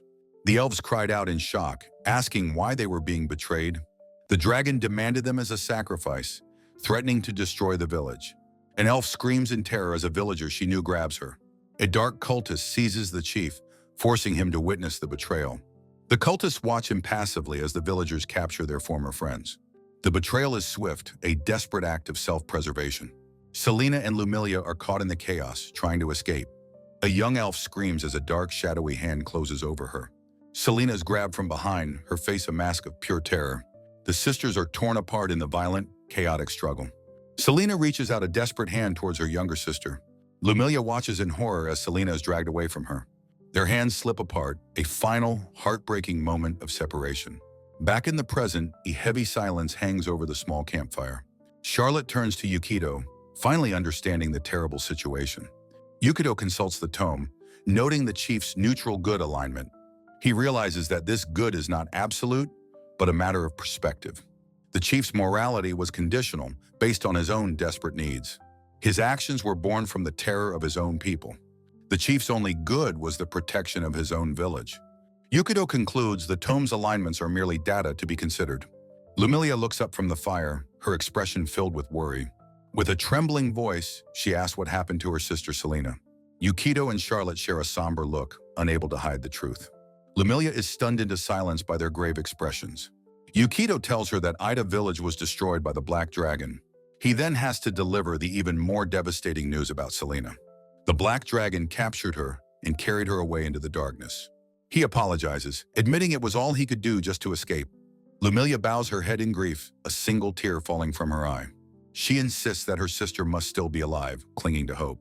She knows the cult's ritual requires the sacrifice to be kept alive. Yukito checks the world tome, calculating the ritual is in 18 days. Lumilia tries to stand, insisting they must go rescue her sister now. She collapses from weakness and is caught by her two companions. Charlotte agrees, declaring that as a paladin, she cannot forgive this evil.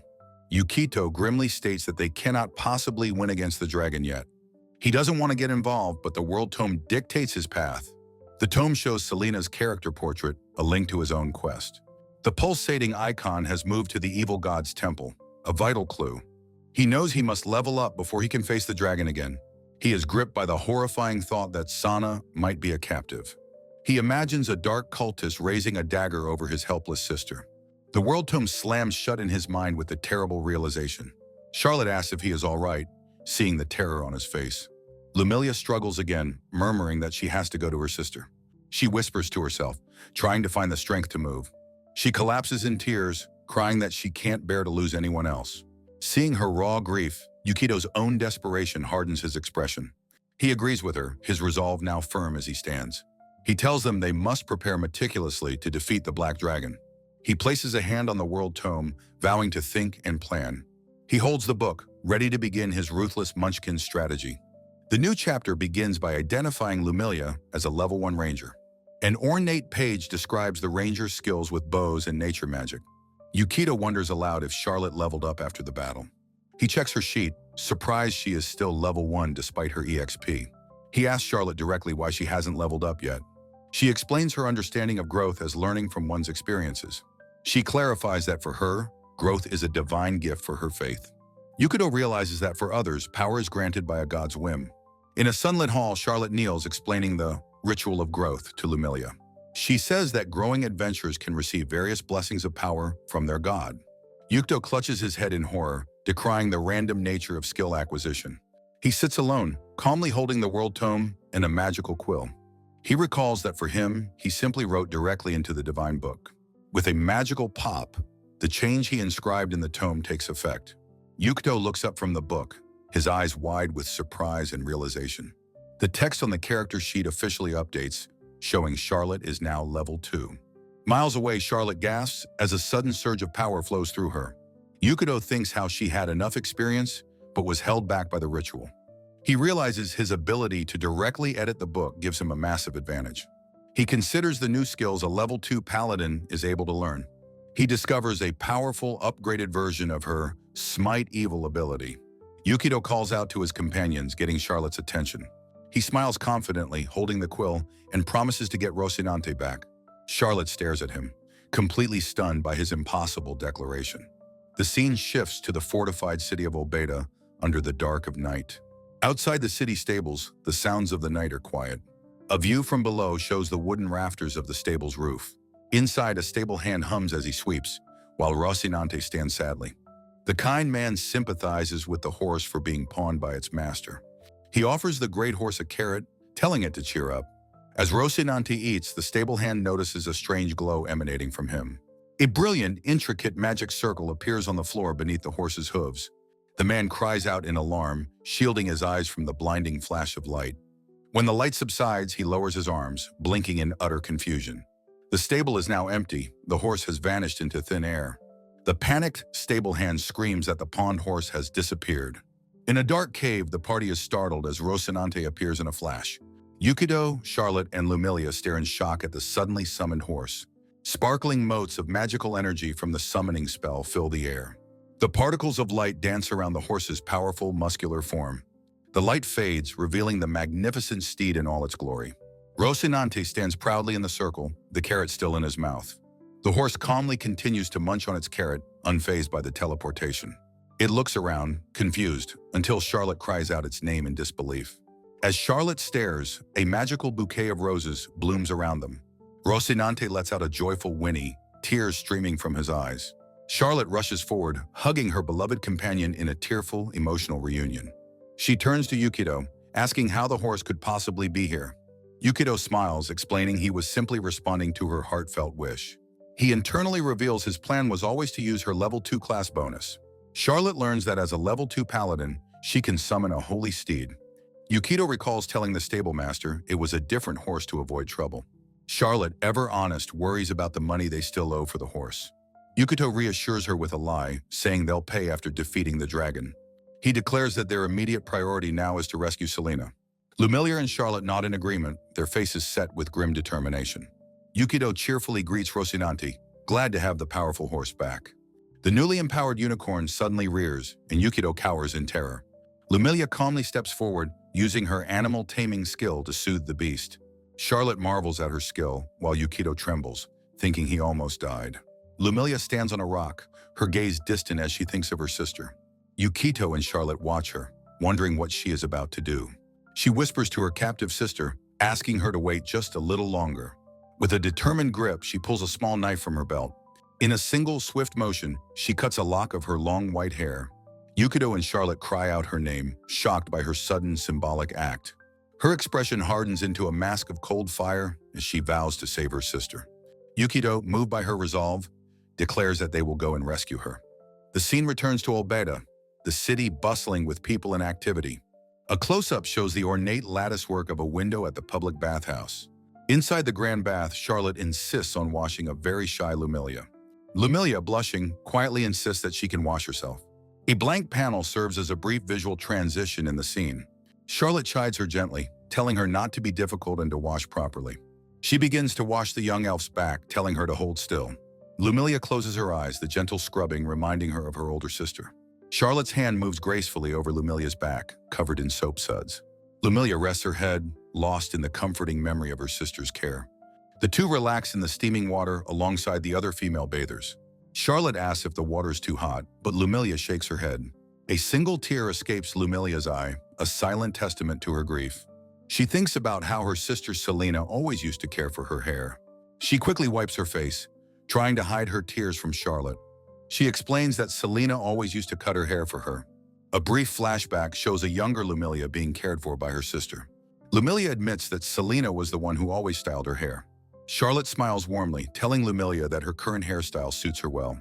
Charlotte sighs contentedly in the warm bath, while Lumilia remains lost in thought. Lumilia stares intently at Charlotte, who looks back with a flustered expression. Charlotte feels a strange sensation, just as she had earlier in the forest. She feels a surge of power, her body growing lighter and stronger. She wonders why she is growing stronger without performing the required ritual. She piously concludes it must be a blessing from her goddess, Luluria. The two women sit quietly in the bath, each lost in their own thoughts. Lumilia whispers her sister's name, her voice filled with longing and sorrow. Charlotte pulls the grieving elf into a comforting sisterly embrace. She vows to the other bathers that they will surely save Selena. Lumilia looks up, her eyes filled with tears of gratitude for the promise. Charlotte smiles reassuringly, swearing on her honor as a paladin to help them. The scene shifts to their simple inn room, where two beds sit empty. Yukito sits reading, explaining that to prepare, they have a serious problem. Lumilia and Charlotte, now in stylish new dresses, sit and listen intently. Charlotte asks what the problem is as Yukito averts his gaze, flustered. He explains it's the same issue they faced before going to Ida Village. Against a stark black background, Yukito reveals their critical problem: lack of money. He recounts how they used up all their scrolls and potions in the last battle. He adds that Charlotte's armor was damaged and needs expensive repairs. To face the level 6 dungeon, he concludes, they need much better equipment. Yukito grimly announces their meager funds: a mere 265 gold pieces. He explains that high-level quests are too dangerous, but grinding is too slow. Lumilia desperately offers to sell her body to earn the money they need. A flustered Yukito throws his hand out, telling her to wait immediately. Lumilia looks up, stunned by his frantic and unexpected reaction to her offer. He argues her plan is inefficient compared to adventuring, though he understands her feelings. The mood in the room plummets, leaving the two women confused and dejected.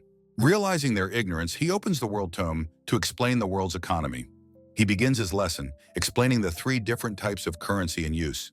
The world tome displays the currency: copper, silver, and gold, each worth 10 times the last. He explains that craftsmen earn gold, while laborers use silver for their wages. Charlotte admits her sheltered ignorance, having never known of lesser coins. He calculates the exorbitant cost of potions and scrolls in his world's currency. A vital potion to protect against the dragon's acid breath costs 300 gold. An amulet he desperately needs for his 1 HP costs a staggering 1,000 gold. He realizes they need both money and crucial intelligence on the enemy's temple. The women agree. Charging in without a proper plan would be foolish.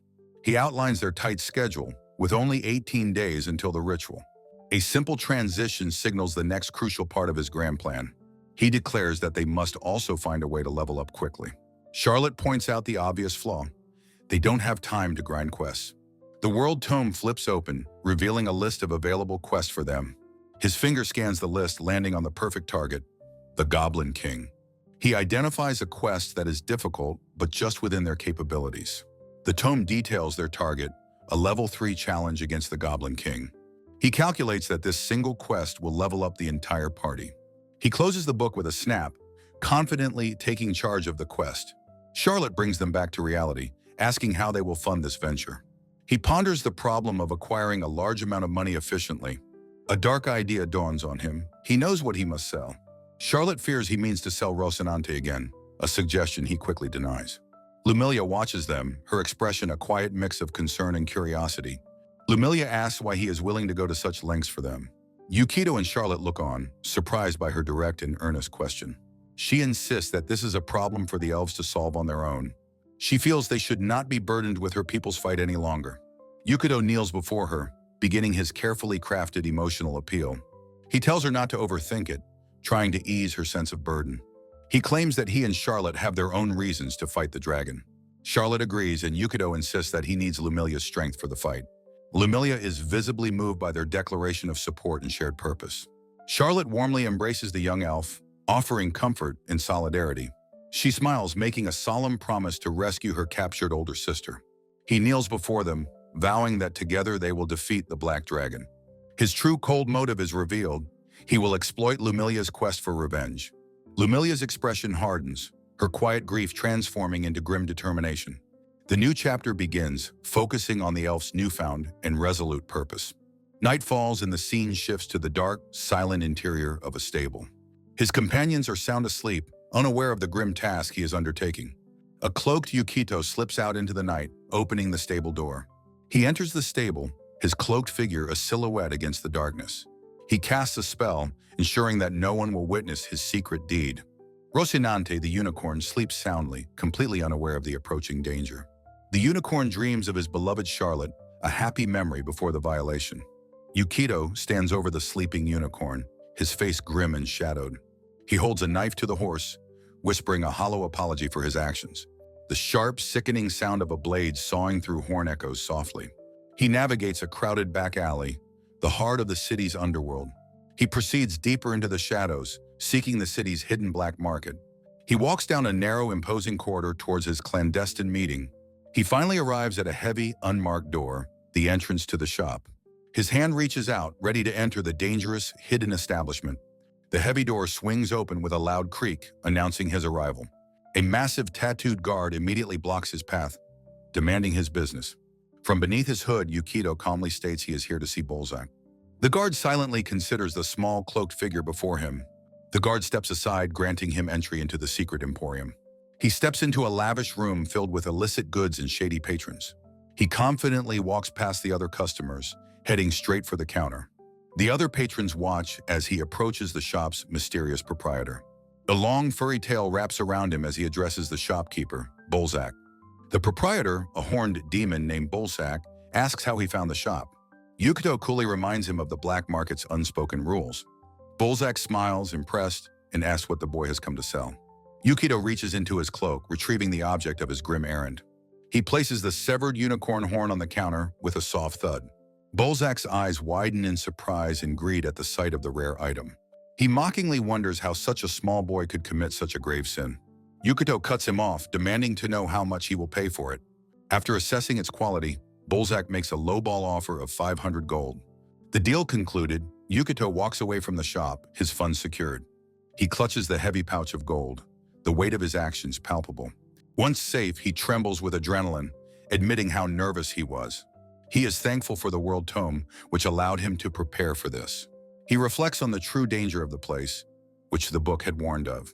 The tome had warned him that one wrong move could have gotten him killed. The horn is revealed to be a powerful healing item, able to restore hit points. He knew the horn would regenerate if he applied a simple healing potion. Back at the stable, he carefully applies the potion to the sleeping unicorn. The magical horn immediately begins to regrow, good as new. He knows his act should anger a goddess, but Nephilia's curse protects him. He resolves not to make enemies of the gods, deciding to act with caution. With his new fortune, he plans their purchases, grateful to the unwitting horse. The morning sun rises over the city, signaling a new day and new preparations. They are staying at an inn with a charming, rabbit-themed sign. A crossbow is carefully loaded, its bolt ready to be fired. Lumilia is startled as a flock of pigeons suddenly flies into her room. She holds her crossbow as the pigeons flutter around her, one landing gently. A small pigeon perches on her shoulder, nuzzling her cheek affectionately. Her peaceful moment is shattered as the door bursts open, putting her on high alert. With a disarming smile, Yukito suggests she try a new faith, just for a bit. Charlotte reacts with pure horror, declaring that it is absolutely out of the question. He insists, but she turns away, adamantly refusing his manipulative suggestions. She passionately explains her family's long, proud history of serving the goddess Luluria. Yukito reminds her of the overwhelming power of the Black Dragon and its evil cult. He argues that they need a god with more advantageous blessings to even stand a chance. Charlotte hesitates for a moment, his pragmatic logic beginning to wear down her resolve. He senses her reluctance, knowing it's not easy to ask someone to change their faith. He opens the world tome, preparing to present the hard statistical facts of her faith. Internally, he knows that Luluria's blessings are a losing hand in this coming battle. The tome details her goddess's powers, all centered around healing and helping others. He lets out a small, frustrated sigh, seeing the weakness of the divine bonuses. He continues to read the entry, confirming the faith is not suited for intense combat. The healing abilities, he notes, are completely useless for his own single hit point. His finger traces the name of the goddess of love, a beautiful but impractical choice. He reflects that while he can alter skills, he cannot change one's core beliefs. To convert to a new god, he explains, Charlotte must make the choice herself. She reaffirms her belief, stating that Luluria is a truly wonderful goddess. She proudly presents her ancestral sword, a symbol of her family's power and devotion. Yukito knows the truth. Her low strength makes the legendary weapon almost useless. Pouting, Charlotte stands firm, and Yukito believes her mind is completely made up. She vows to fight as Luluria's paladin, declaring she will never ever convert. His expression hardens as he realizes he must abandon logic and try a new approach. He switches tactics, appealing directly to her emotions and begging for her help. He pleads with her, asking her to think of it as helping him, just for a while. He clasps his hands in a desperate prayer, a picture of calculated sincerity. Charlotte stands silently before him, her resolve seemingly unmoved by his performance. She turns to Lumilia for support, stating that she cannot possibly change her faith. Yukito makes one last desperate plea, begging her to reconsider for their mission. With a frustrated huff, Charlotte turns her back on him, ignoring his words. She covers her face in exasperation as Lumilia watches her with concern. The two women sit together on the bed, a united front against his proposal. Yukito sighs in defeat, realizing it is too difficult to force her to convert. A quiet sound from Lumilia suddenly breaks the tense stalemate in the room. He turns in surprise as the elf ranger looks up at him with purpose. Lumilia asks which god she should believe in, stunning Charlotte into silence. Both Yukito and Charlotte cry out her name, completely shocked by her offer. Flustered, Yukito suggests the traditional elven god of the forest, Eunice. The world tome displays the entry for Shajda, the pragmatic god of thieves. A dark memory of Nephilia flashes in Lumilia's mind as she thinks of betrayal. Lumilia agrees without hesitation, stating she will believe in the god he chose. Her swift, resolute decision leaves both Yukito and Charlotte utterly speechless. He asks if she is sure, urging her to think carefully about her choice. A small bird on Lumilia's shoulder chirps loudly, as if in protest. She states plainly that the god of the forest is of no use to her now. A dark vision reveals her people being slaughtered, abandoned by their deity. Her eyes burn with cold fury as she declares she needs power to kill the dragon. Yukito is taken aback by the sheer intensity of her desire for vengeance. Charlotte watches, her own steadfast beliefs shaken by Lumilia's sacrifice. She kneels in prayer, agreeing to convert if it is for the sake of justice. Yukito's face lights up with joy. His plan is finally succeeding. He realizes that Lumilia's conversion was the key to changing Charlotte's mind. Charlotte clarifies that she has only changed her mind a very, very small amount. Yukito reaffirms their shared goal. They will, of course, defeat the Black Dragon. Now resigned to her fate, Charlotte asks which god she should follow. Yukito flips through the world tome, a mischievous glint in his eye. He presents the open book to them, asking what they think of this deity. The page reveals the terrifyingly beautiful and brutal evil goddess, Maleficent. Charlotte lets out a blood-curdling scream of pure, unadulterated horror. She refuses to even look at the image of such a vile, evil god. She shrieks at Yukito, questioning his sanity for making such a suggestion. He calmly tells her to listen, explaining the benefits of Maleficent's blessings. The goddess's aura of evil, he points out, is incredibly powerful and has no limits. He then reveals an even more tempting and horrifying option in the book. He shows her the Evil Knight prestige class, complete with a fearsome undead steed. Charlotte's face contorts in absolute terror at the depraved suggestion. She forcefully slaps the book from his hands, screaming her absolute refusal. Collapsing onto the bed in tears, she declares she is done with his idiocy. Feigning remorse, Yukito presents his third, more reasonable option. Charlotte looks up, her face tear-streaked and wary, but willing to listen. The World Tome now displays the entry for Frolgar, the dwarven god of smithing. The page shows a stout, powerful dwarven god, a symbol of strength and wrath. Frolgar's faith bonuses offer increased strength, endurance, and weapon proficiency. Yukito enthusiastically explains the benefits, including mastery of the spiked chain. He adds that the strength bonus might even let her wield her ancestral sword.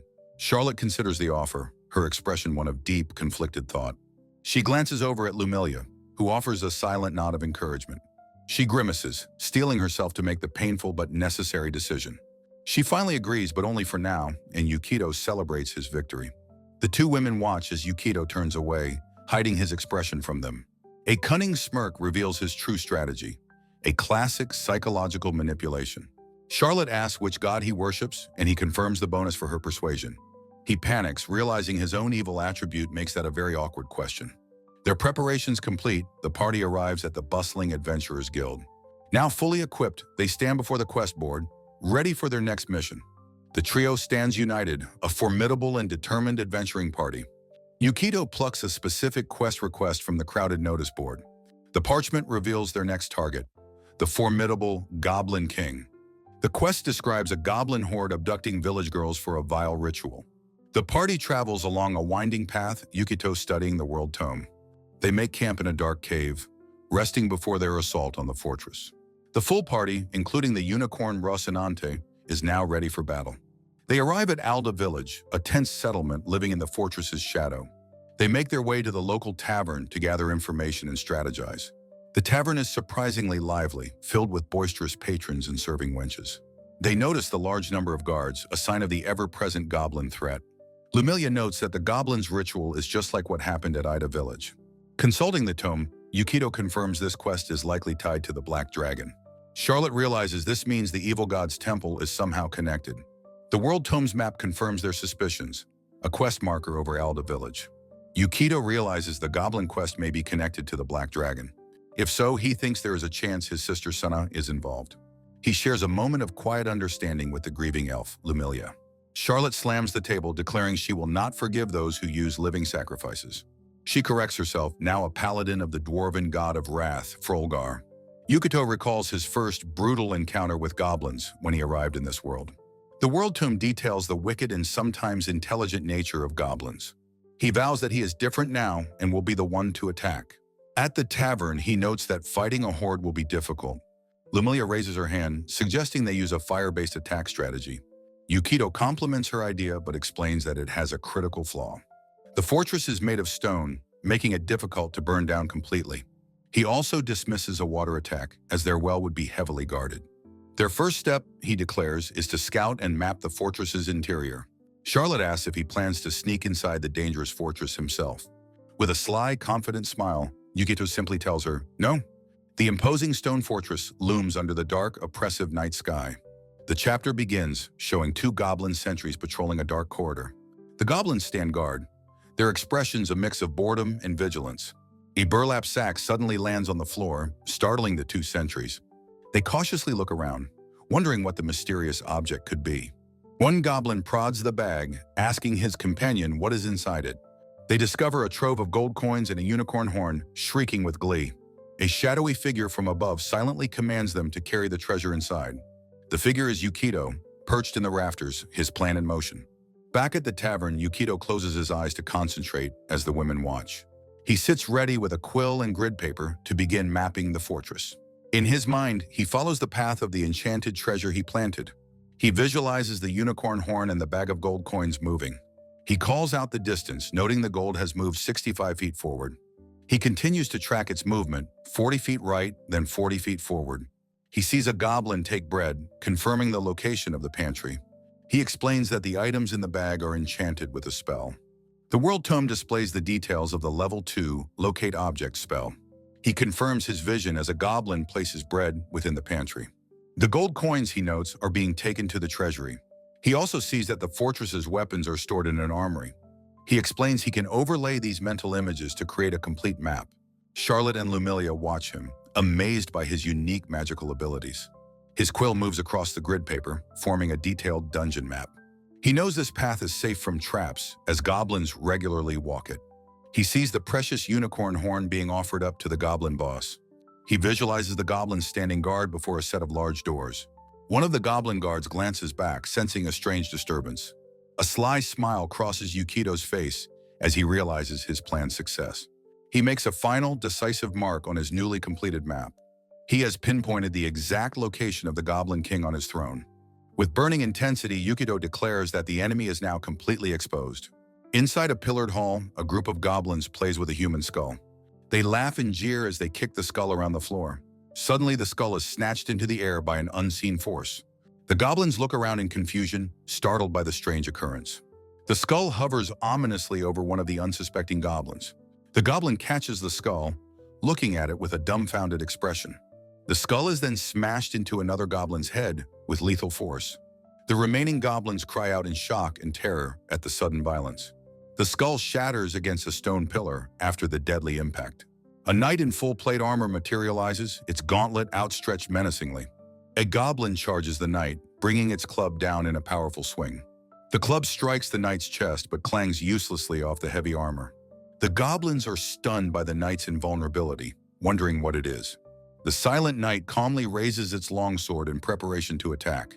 It runs a goblin through with a clean, effortless, and deadly thrust. Another goblin screams in pure terror as the unstoppable knight continues its assault. The knight stands over its victim's body, a silent engine of destruction. In a different corridor, a lone goblin sentry hears the distant screams. He turns towards the sound, his spear held at the ready.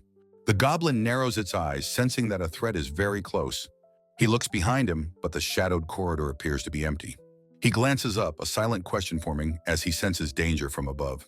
A spectral hand plunges a dagger down, pinning the goblin's silhouette to the wall. The magical dagger vanishes as the goblin's body fades into nothingness. Yukito and his party stand inside the fortress, the cantrip complete. The party is assembled, a text box detailing the Mage Hand spell. Yukito consults his map as Charlotte looks over his shoulder. The women look on, ready to follow his command to hurry. He reveals the knight is a zombie he created with a necromancy spell. A text box provides the details for the Create Lesser Undead spell. He explains the zombie knight is a distraction, drawing the goblin's attention. While it attacks the front, they will infiltrate from a back route. He notes the zombie is weak, but its expensive holy plate armor is tough. He recalls persuading a horrified Charlotte to let him use the armor. The party proceeds down a grand, pillared hall, led by their strategist. Yukito suddenly stops them with a raised hand, sensing something is wrong. They stand at the entrance to a long, dark, and foreboding corridor. He realizes there's a passage here that wasn't on his original map. He pulls a new tool from his magical bag of holding. He produces an 11-foot pole, a classic tool for detecting dungeon traps. He carefully probes the stone floor of the corridor with the long pole. The tip of the pole discovers a loose flagstone, a hidden trigger. The floor gives way with a crash, revealing a deep pit trap. Charlotte and Lumilia gasp in terror, shaken by their near-death experience. Yukido confidently points down a different path, telling them this is the way. His companions are confused, questioning why he is choosing this route. Charlotte points out that he is leading them directly to a dead end. He insists a hidden door must be there, feeling along the stone wall. He pulls a small corked potion vial from his belt pouch. The vial is a potion of intelligence, which grants a temporary mental boost. He chugs multiple potions as his companions watch in stunned disbelief. Charlotte cries out his name, demanding to know what he is doing. Yukido chugs a potion, exhaling a puff of magically charged vapor. Empty glass vials clatter to the stone floor around his boots. His mind overclocked, Yukido grins maniacally, seeing the world in equations. Charlotte and Lumilia watch in horror as Yukido twitches with magical energy. He frantically pats the stone wall, searching for the hidden mechanism. Charlotte worriedly asks if Yukido is all right, seeing his strange behavior. He suddenly stops, leaning in close to the wall beside her. His eyes are intense, focused on something only he can perceive. Startled by his proximity and intensity, Charlotte asks what's wrong. A bloodshot eye snaps wide as his enhanced mind finds the answer. He roars triumphantly, pointing to the wall and declaring he's found it.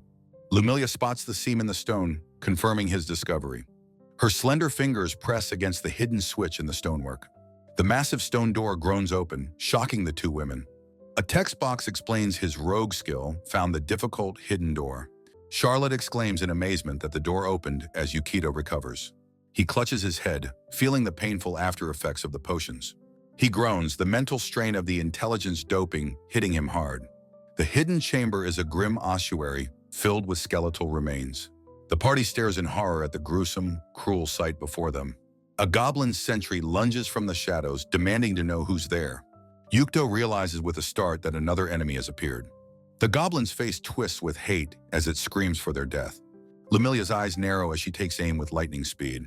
Her arrow flies true, striking the goblin directly in the eye. The party stands ready as she declares that the enemy has arrived. More goblins pour into the chamber, screaming for the intruders' deaths. Yukido shouts a warning to Charlotte and Lumilia as they charge. The two women leap into the fray, their movements perfectly synchronized. Yukido watches from the rear, directing the flow of the battle. A text box explains Charlotte's new faith has granted her immense power. She lets out a furious battle cry, unleashing her newfound strength. Invoking her new god, she now wields her heavy longsword with ease. Her light armor now provides the same protection as her old plate. A text box notes Rocinante is unavailable for this stealth mission. Lumilia draws her bow, her eyes filled with a deadly focus. A sharp sound effect emphasizes the speed and power of her shot. Her arrows find their marks, felling goblins with lethal precision. Her new faith grants her a powerful critical hit bonus with arrows. The women fight back to back, a brutally efficient killing machine. Charlotte's powerful swings cut a swath through the goblin horde. Yukido notes that his flanking strategy is working perfectly. A text box explains Charlotte's new defensive bonuses from her class. He watches intently, confident they can defeat these enemies if they continue. He has a sudden realization, his eyes widening in thought. The true goal of this quest is to level up his companions. But no matter how much they grow, his own HP remains 1. He smirks, realizing this is his ultimate winning Munchkin strategy. Charlotte fights with a fierce determination, her power unleashed. Lumilia draws another arrow, her gaze cold and deadly. Yukido watches them, the calculating mind behind their brute force. The battle is over, the dark corridor now eerily silent. The party stands amidst the carnage, surrounded by fallen goblins. Yukido turns to the women, asking if either of them is injured. He warns that more goblins may be coming and urges them onward. Unfurling his map, he declares the Goblin King's room is just ahead. In the darkness, a hooded figure waits, pondering its next move.